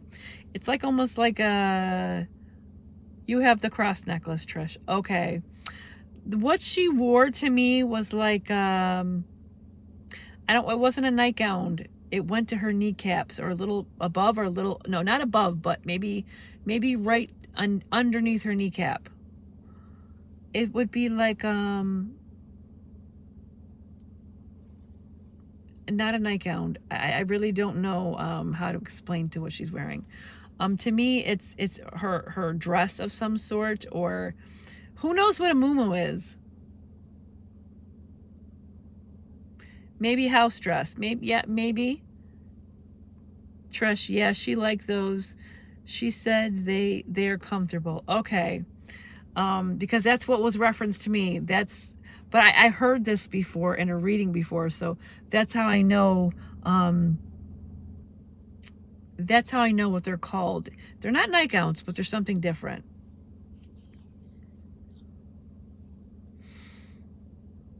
This woman, it would be right under her kneecap, not above. To me, she didn't wear things above her kneecaps.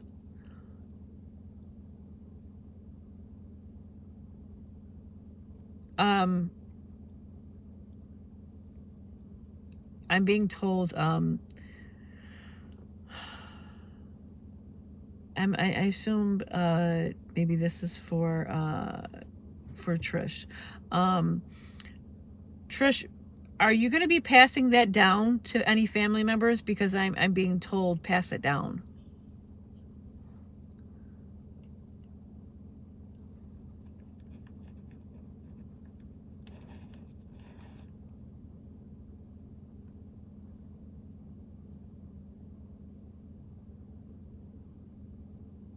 No, it's not a nightgown lens. It's something different. I've seen women wear them before. Okay, because she was like, pass it down. It means that to her it's that special to pass it down to the next one. Okay. That makes sense because she was telling me, pass it down, pass it down. Because she's showing me this. It was mine. It was mine. It would have been something she was proud of. It would have been it's like a form of connection with you, with her. Yeah, that makes sense.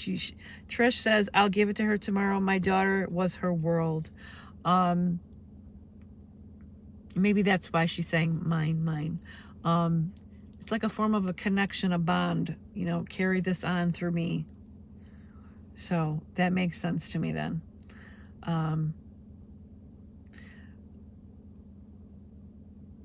Was she a very stern person at the same time?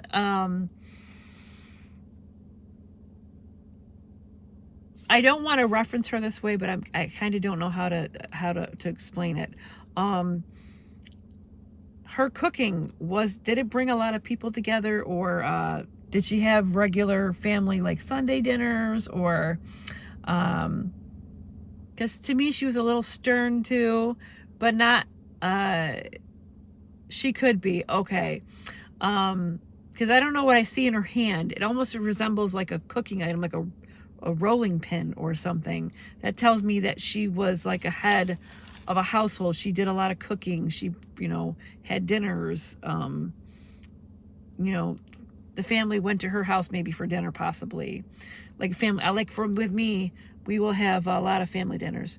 We had a lot of the holiday dinners. Okay.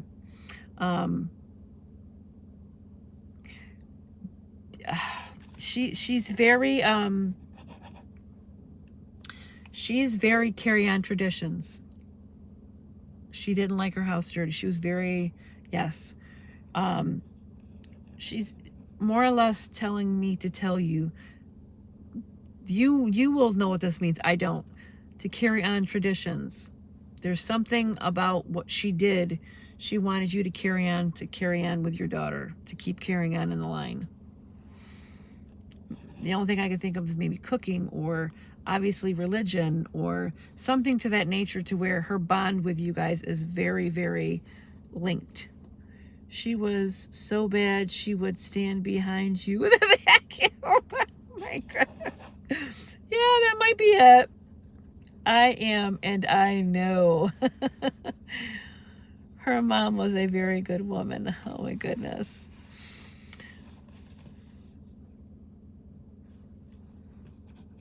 Trish, I'm assuming this is still for you. What about the truck?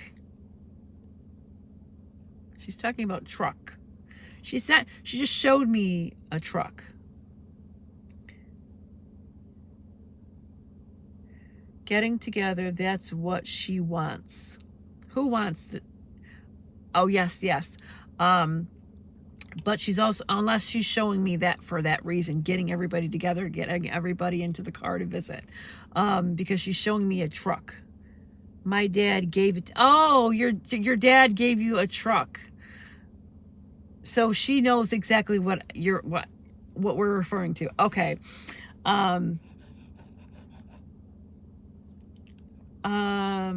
What was wrong with the truck? Oh, she knows you wanted the truck. Oh my goodness. She's showing me the truck open though, the front end. What was wrong with the truck? Was there, she's talking about oil, so that tells me there might have needed some work to it. You're welcome, Trish. Was there something that needed to be done to the truck? Maybe an oil change, or the transmission needs to be looked at, because she's showing me the truck opened.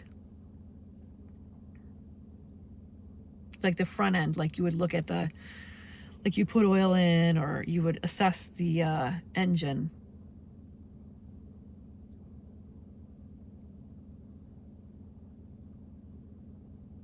Oh, you just had an oil change. Okay. Because she was saying something about time. So I was kind of like, how do I say this, without sounding foolish? I tried to say exactly what they say to me, but try to word it in the way that it's going to make sense to you.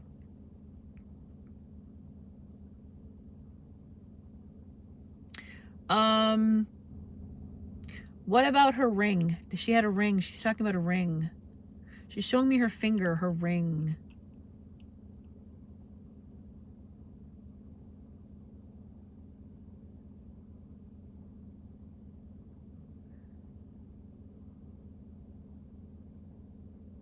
She's representing her ring. Is someone getting married? Because she's showing me the ring finger and a ring. Now, either she's referencing her being married, her ring, another piece of jewelry being passed down, or I would take that as someone's getting married. Please let her know I'm trying my best. I can do everything that she did while she was here. I swear she was half Superwoman and Wonder Woman. She's got that vibe. She does have that vibe. To me, she shows me herself very clean cut. Like even at an older age, she kept herself very, very unique, very clean. But it didn't stop her from cooking. It didn't stop her from cleaning. Some people, as they age, it gets harder for them to handle all of that. So for me, it was like I got that vibe from her that she was a very strong-willed person. Okay, so that's another thing she's talking about. Okay, so she does have the ring then. Okay, because she's like, isn't it beautiful? Isn't it pretty? It might have been something simple, but to her, it was beautiful. I assumed it was her. Okay, it was her wedding ring then. She was a wonderful, beautiful woman. That's awesome. I love it.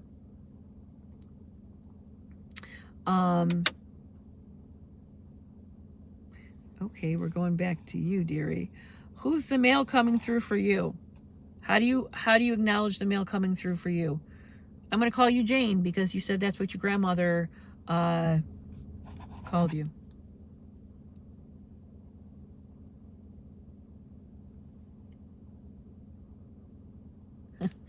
I can hear spirit back here towards this way.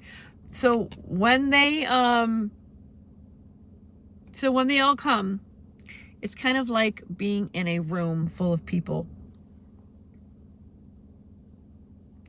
Trish, you are very, very, very, very welcome. This is what these lives are about. This is what this membership is about. It's a more personal, in-depth for, okay, it's your husband. Okay, because right now I was just hearing two people chattering and it was hard to make it out, but they were very loud behind me. You might even, if you go back on the live, you might even put some headphones on and you might even be able to hear them in the background because you can hear spirit with headphones on.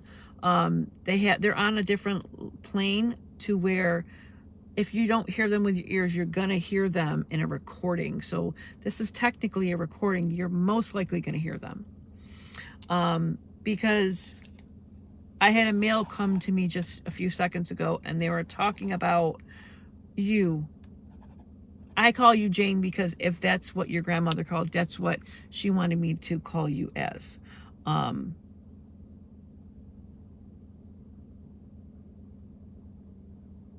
Was your husband,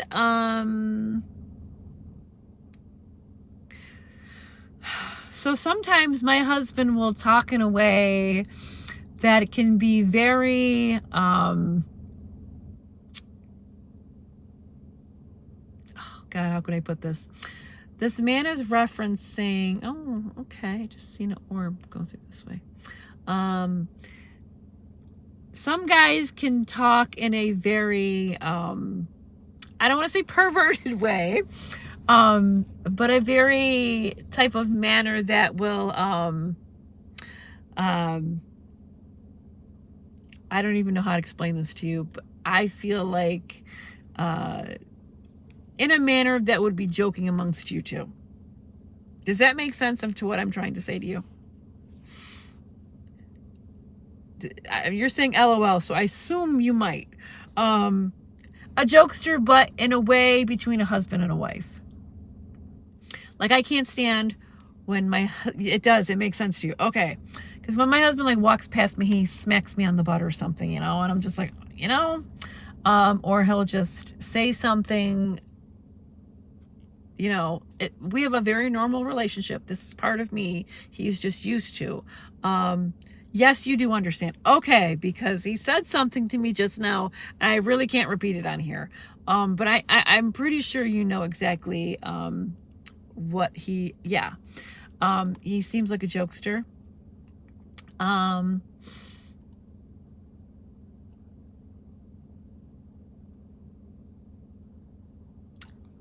He's showing me, this is another thing he's showing me, but it's almost like, so I have to ask you, we are in a group, so if you don't want to answer this, you don't have to. I'm not sure what this means. The word ply, did he work with things, like plywood? Was he a builder? Was he construction? Did he work with some sort of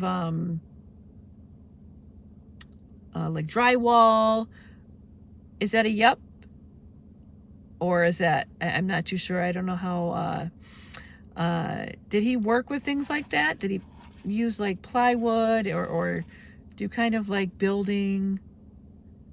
Yes, he used to build homes. Okay, great. Because he just said plywood. And for me, plywood would recommend to me that he would be a builder or something. He's talking about a shirt you used to wear.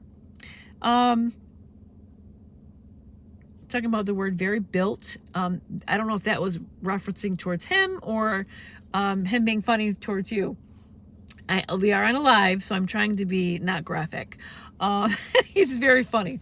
There was a certain shirt that you wore that he loved to see you wear, and she's so beautiful in that shirt.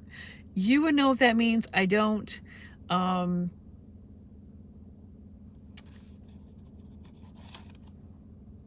Did he have a nickname for you that you guys called each other specifically? Yes. Okay. Because he's talking about this nickname, a shirt.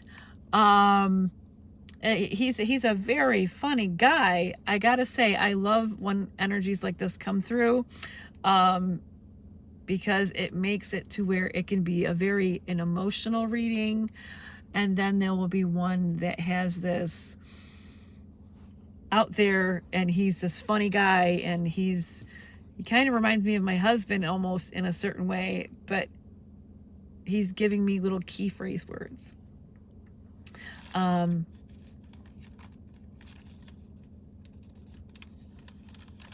He said, you'll always be mine. That's so sweet.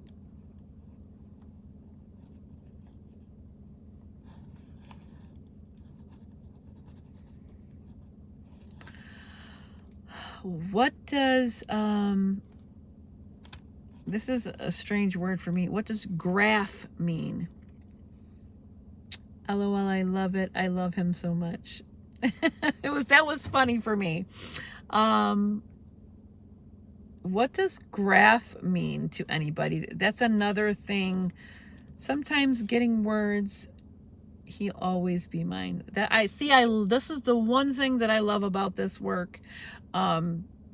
Just to bring that healing message. It could be funny, it could be an emotional connection. This is where I love doing this work.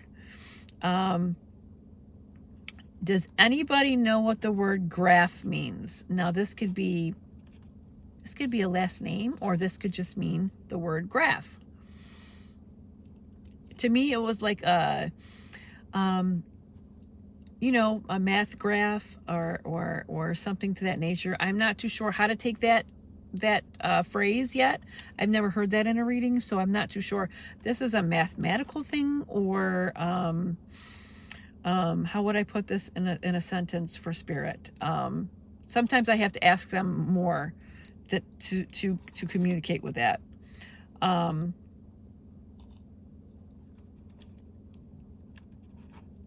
This could mean someone's a math teacher. This could be some sort of, sometimes I have to try to put the key with the lock, and it could be very hard sometimes.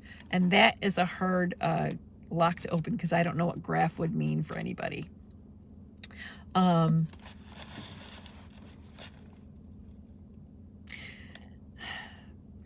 This goes back to you. Ask him, did he keep watching over our kiddos? So before you pop back on here, he was kind of snickering, going, Jane, is there some sort of inside joke between you two that only you two know about? I feel like it's a kind of, to me, he's making it feel like an inside joke. Like it would be some sort of nickname, or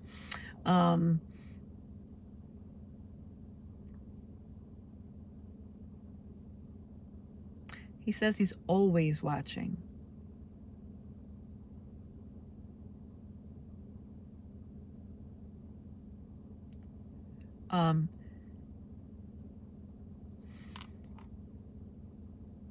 He says, I'm still the man here.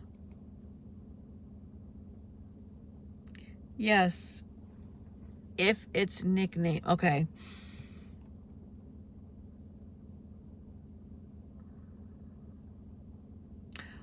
What's he talking about? The fall? Somebody fall or get hurt, or he's talking about the word fall. So I'm going to put that in an accident form of term, to where yes, for sure. He's a funny guy. I talk about people. I try not to talk about people in the past tense when I can, because it also makes them still feel connected, energetically wise. Even though they know they are, it's nice to hear them feel so happy. So they have that emotional connect. Fall or Cumberland Falls. I'm not sure. I just heard the word fall. So, I mean, if I hear fall, I'm going to say, okay, that's either an accident or, as you put, Cumberland Falls. So you might know exactly what that means, and I have no clue. That's one of our favorite places.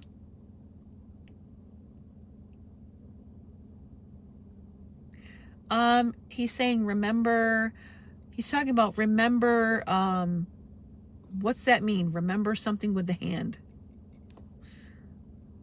I don't get what he was trying to say, so I can't really,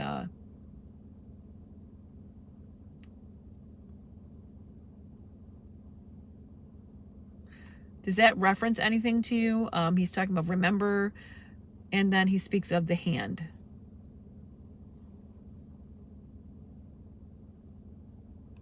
I know that can be hard to try to remember.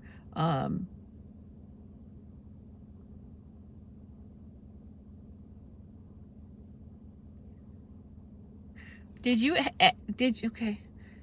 He asked you to marry him there. Oh my gosh. I can't. You guys are going to get me to cry. Oh my goodness. I was going to say, did you cut your hand there? Or that's too much. I love it. Oh my gosh, I love it. Isn't that not sweet, Deborah? It is awesome. I love it, Linz. I cannot believe that. You see, they have a way, they still hold on to memory.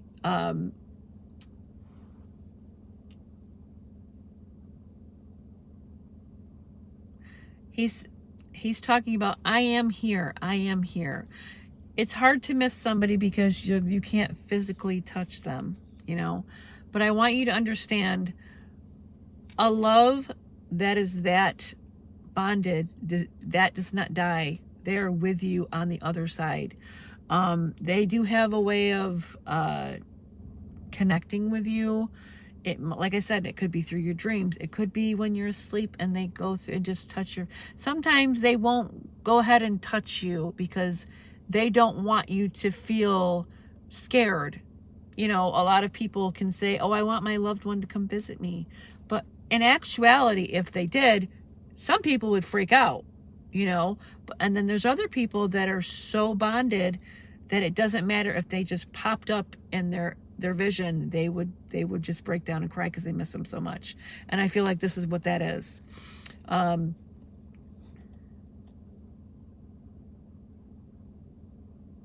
He's going back to plywood. Was he supposed to build you something? I'm not too sure what he means by that. Well, I want you to remember something. Physically, his body is not here, but I want you to understand how spiritually connected he is with you, especially when he's talking about things with me to you. I don't know who you are. I don't know anything about your life. I didn't know you were going to be on here today. So for him to pop on here and give me such detailed things, Spirit never forgets the love bond that they have with their soulmate. He was going to finish your basement.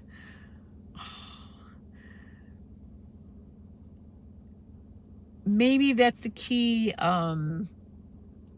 to go forward with that in some way. Because that's his thing he just told me about the plywood, which tells me he was going to build something and didn't get to it. Lens, I'm shocked just like anybody else through this gift, and sometimes I get so shocked that it's just like, oh, but this today for her, it was a very shock because, I'm thinking she might have got hurt, and he brings up the place and exactly what he did with her in so many words. Now, how I don't know the falls place because I was assuming she would have fell and got hurt. But she knew, and that's the validation of spirit. This is why I always say no information, because that person needs to validate what spirit says. And that's how I know when I want to hear exactly from spirit so I can give the message. Because the person the message is for is going to know exactly what that means. So when I do this work, it's a very beautiful thing. Some of it can be really hard on me, but at the same time, going from one personal beautiful reading from a grandmother or a mother to a man that speaks so highly of how much he loved his wife and remember the little things and remember the inside joke, and he honestly gave me a feel like, oh, I know, you're kind of like my husband was, a jokester, a funny guy. He did a lot of his love through joking and cracking funny remarks, and but he loves you even now after he's in the spirit world. He loves you. Linda is sitting here in awe. I am so glad I made it on here today. I am very glad. And this is another thing also. I have a waiting list for years for free readings. And this is another opportunity for people to come on. You never know who's going to show up in a live spirit form. You never know. And that's the great thing, because we've gotten a lot of great messages out tonight. He loves you dearly. And love, right, Nikki, love does not die. He is going to be waiting for you when you cross over. And, you know, not saying that's anytime soon. Please don't freak out. But for him to say that, and him to joke, and him to, you know, talk about these personal things as we're in a group, it kind of tells me another thing about him too. He didn't care who he was in front of. He loved you, and it wouldn't have mattered who he was in front of. He would have still been the same person physically with you. You know, maybe patted you on your butt, or whispered and I love you, or, you know, that shirt looks great on you. It didn't matter who he was around. He didn't change his behavior. It was like he was the person. He never changed his behavior in front of others. He always saw you as, you know, I just so excited to see him again. He wouldn't change. He would always be the same person. And those are the kind of people, you know, we grow old with. Those are the kind of people that we know were our soulmates, because if you can have that real relationship to where you don't feel there's anything you have to hide from that person. You can be honest with through everything, through the thick and thin. Oh, my eyeball's itching.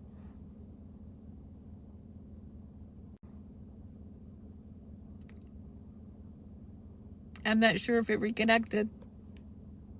Back on? Are we back on? Are we back on? I hope so. I hope so.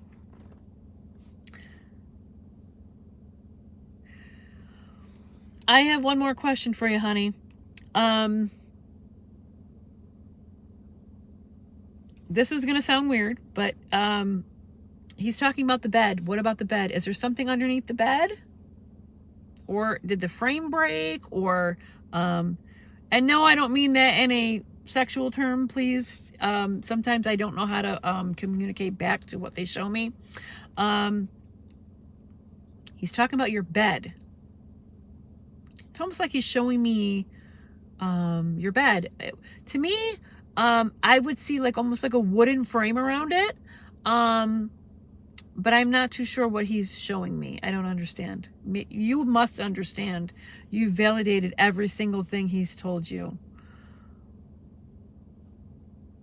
Does that make sense to you about your bed? If it's something personal, please, you do not have to say it on here. I'm not understanding what he means by that. He has a board under his side of the mattress. Oh my goodness. Did he always complain it was uncomfortable? You have a cedar bed. Okay. Because he was showing me the bed, and it's, to me, it kind of resembles mine almost a little bit, because we have a wooden's captain bed. It's all wood. He said it helped his back, so I wasn't sure what to take from that.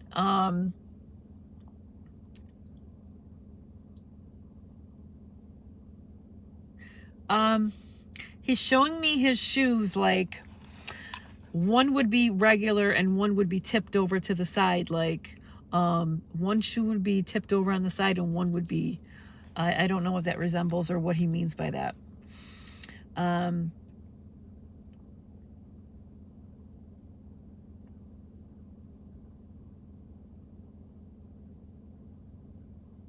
Home is where the heart is. Because he's showing me like the back of the door. Maybe he would place something on the back door, like a hat or like a jacket. His boots would be by, did he ever have his boots by the bed? Kind of like he would sit in, to me it's like a sense of the comfortness of, unless he's symbolizing his energy is still all around you heavily, like he's showing me his boots in a way, his red wings. Yes. Is that why I seen red shoelaces? To me, he showed me a pair of boots with red shoelaces, and that must have been a symbol of what those are called.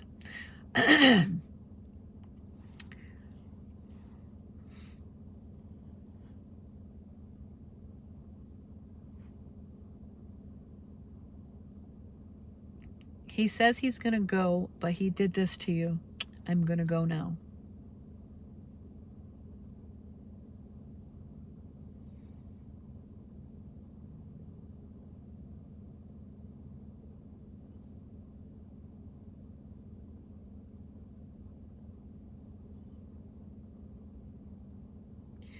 For me, tonight was special. It was also a gift for me too, because I got to give a message to two people. You know, he's a very great guy. He is a wonderful energy, wonderful energy. To be able to deliver a message from spirit like this really, really, really made me feel a lot better tonight. With the Summer Wells case, I've been really disoriented feeling. It's a really dark case. I hate to say it, but that baby was around a lot of people that were very bad. Everything about it is dark, and I feel it in my energy, and it actually made me feel like I just need to close myself away. And to feel that way, to wake up that way, to go to bed that way, I have to disconnect myself from it so that I can feel emotionally healthy again. I can only give what I feel, what I see, what I hear. You know what I'm saying. Everything I do, I use senses to do this. Thank you, Trish. Nikki, it's very hard on me with Summer Wells' case. And what's even harder is they're making themselves very known. They're not holding back here. If you guys get some headphones on, you actually might even hear some answers being given back. The Gilgo Beach murders, I don't know if you've seen on the news, but one of the girls keeps coming to me, and if I implement myself into that case, that man killed more than what the news is saying. He's killed about 30 people. I can't get myself involved in a serial killer case, because if I do, it'll take me down such a hole of depression and sickness. And I am really happy for her too, Lindsay. I'm happy for Trish. I'm happy for quite a few people. Oh, sis, we're about to close the live down. Oh my God, you're just getting on. Oh, I feel so bad. We gave a lot of wonderful messages tonight here. I have to also think of my mental health in cases. When I feel this bad, I know I have to leave it and just do what I could do for the case. This poor baby has suffered a lot, but there's a lot of darkness around this case. There's a lot of perversion. There's a lot of anger and violence, and it's really sick. I got you, sis. I know. We're going to do a live. I'll try to do a live here. I'm going to try to do a live here at least once a week. But if not, know that it'll be at least every 2 weeks. I will be doing videos for you guys specifically for only members. So members only, reincarnation videos, things of all that nature, I will be posting up to let you guys know ahead of time. It's a very rough case on me. I gotta say, physically, I know I got some things going on in my body because of what she went through. And when energy comes to me in a way and I hold on to it for so long, I ingest it so much in so many words into my body, and I will have the pain in my body. I've had blood work done, so I know it's not anything that I'm causing. I've had a sonogram done of my leg. I had really bad pains in my rib cage, right around the top area of my stomach. And Deborah, for that, I have not asked that yet. So I do feel Summer was restrained, because I do feel she might be tiny, but that girl had fight in her.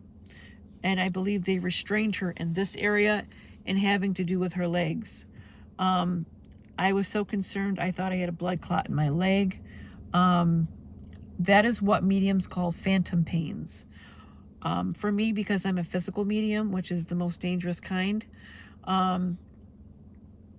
sometimes it's hard for me to get the energy away from me, and to, not as in Summer's energy, but her energy of feeling of how she passed. Sometimes it stays with me longer and it causes me physical bodily pain. I really hope we find her too, because you know, that little girl has suffered so many people from so many people around her.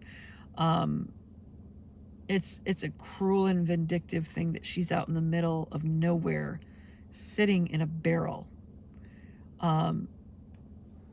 I am going to be doing a live here on Friday.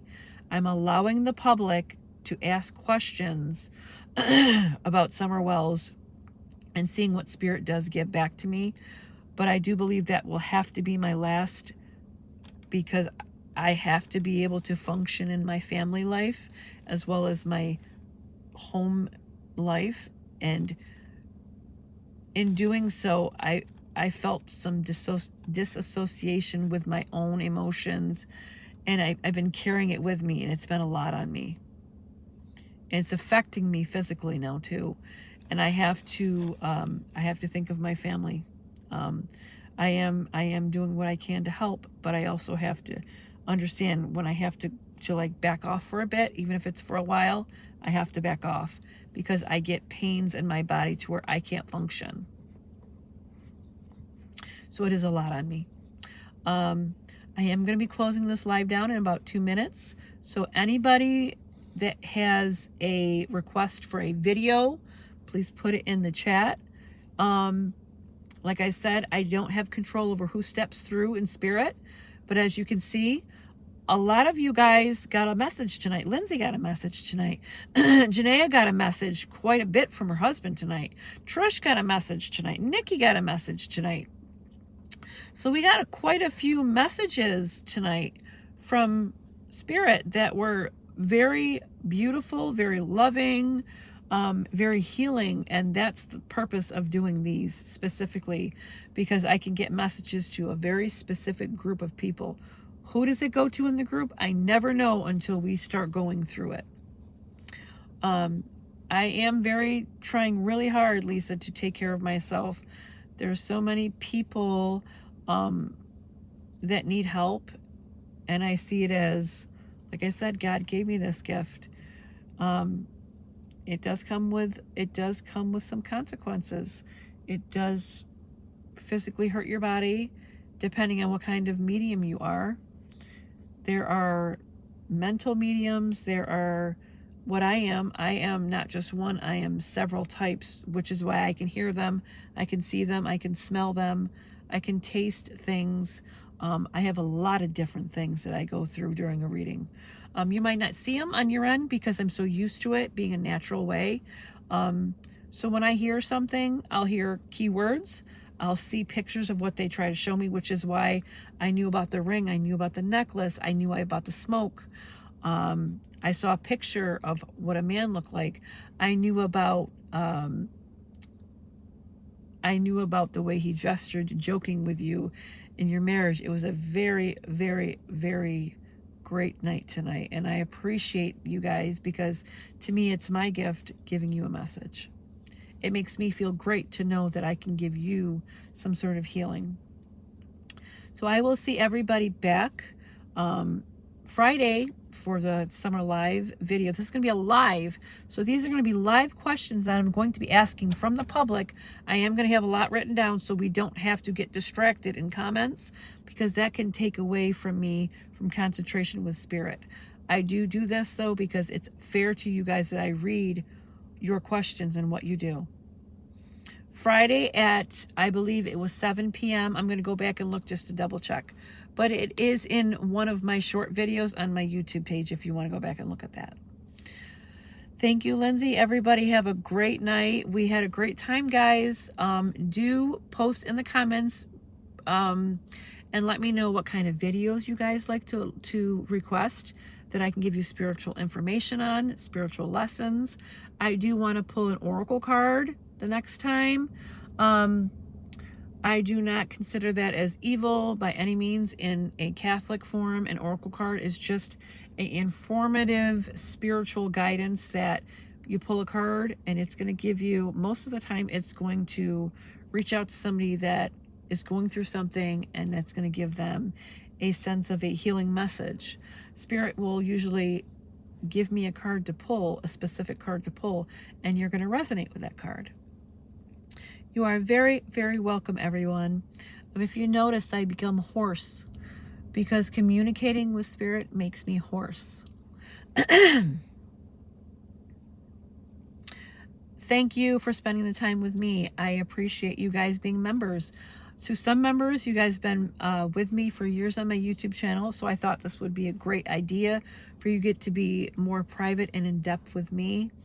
As you can see, this was a group read, but can you imagine if it's a private read? You know, this is a very, this is a new thing for me to do with members, but I've always done this either way in some form. But I just thought this would be a great idea for you guys to join. Thank you, everyone. Nikki, I will be doing your private read probably next week or the week after, depending my energy levels. I will contact you on Messenger and speak to you. I do prior to energy work as well. So how I do that is exactly what I did tonight with you guys. I will channel the energy in a way, all I do is write your name down and information will start to come through to me.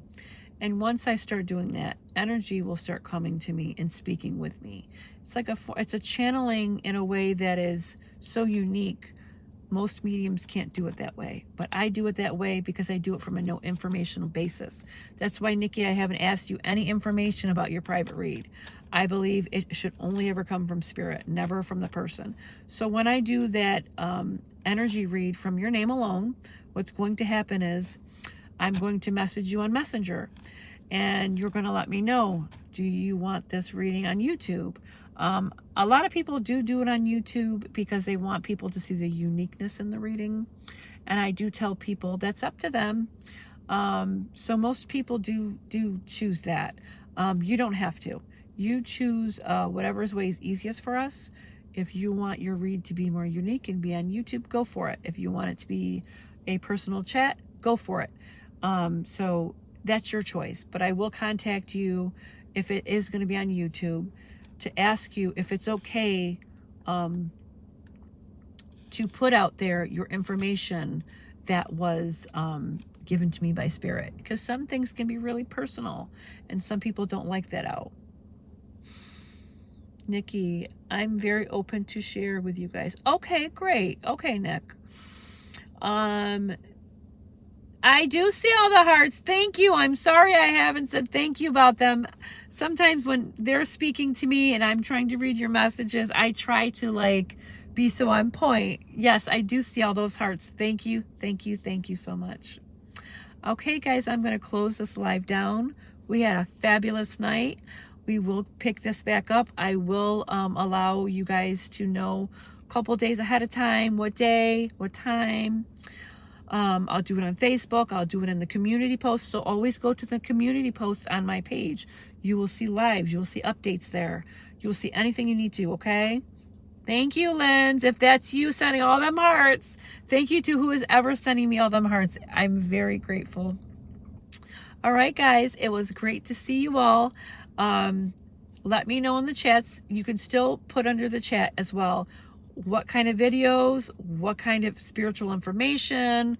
I like to know from you guys, so I'm not just blabbing on either. I want you guys to have the option to know about things that I can give access to, okay?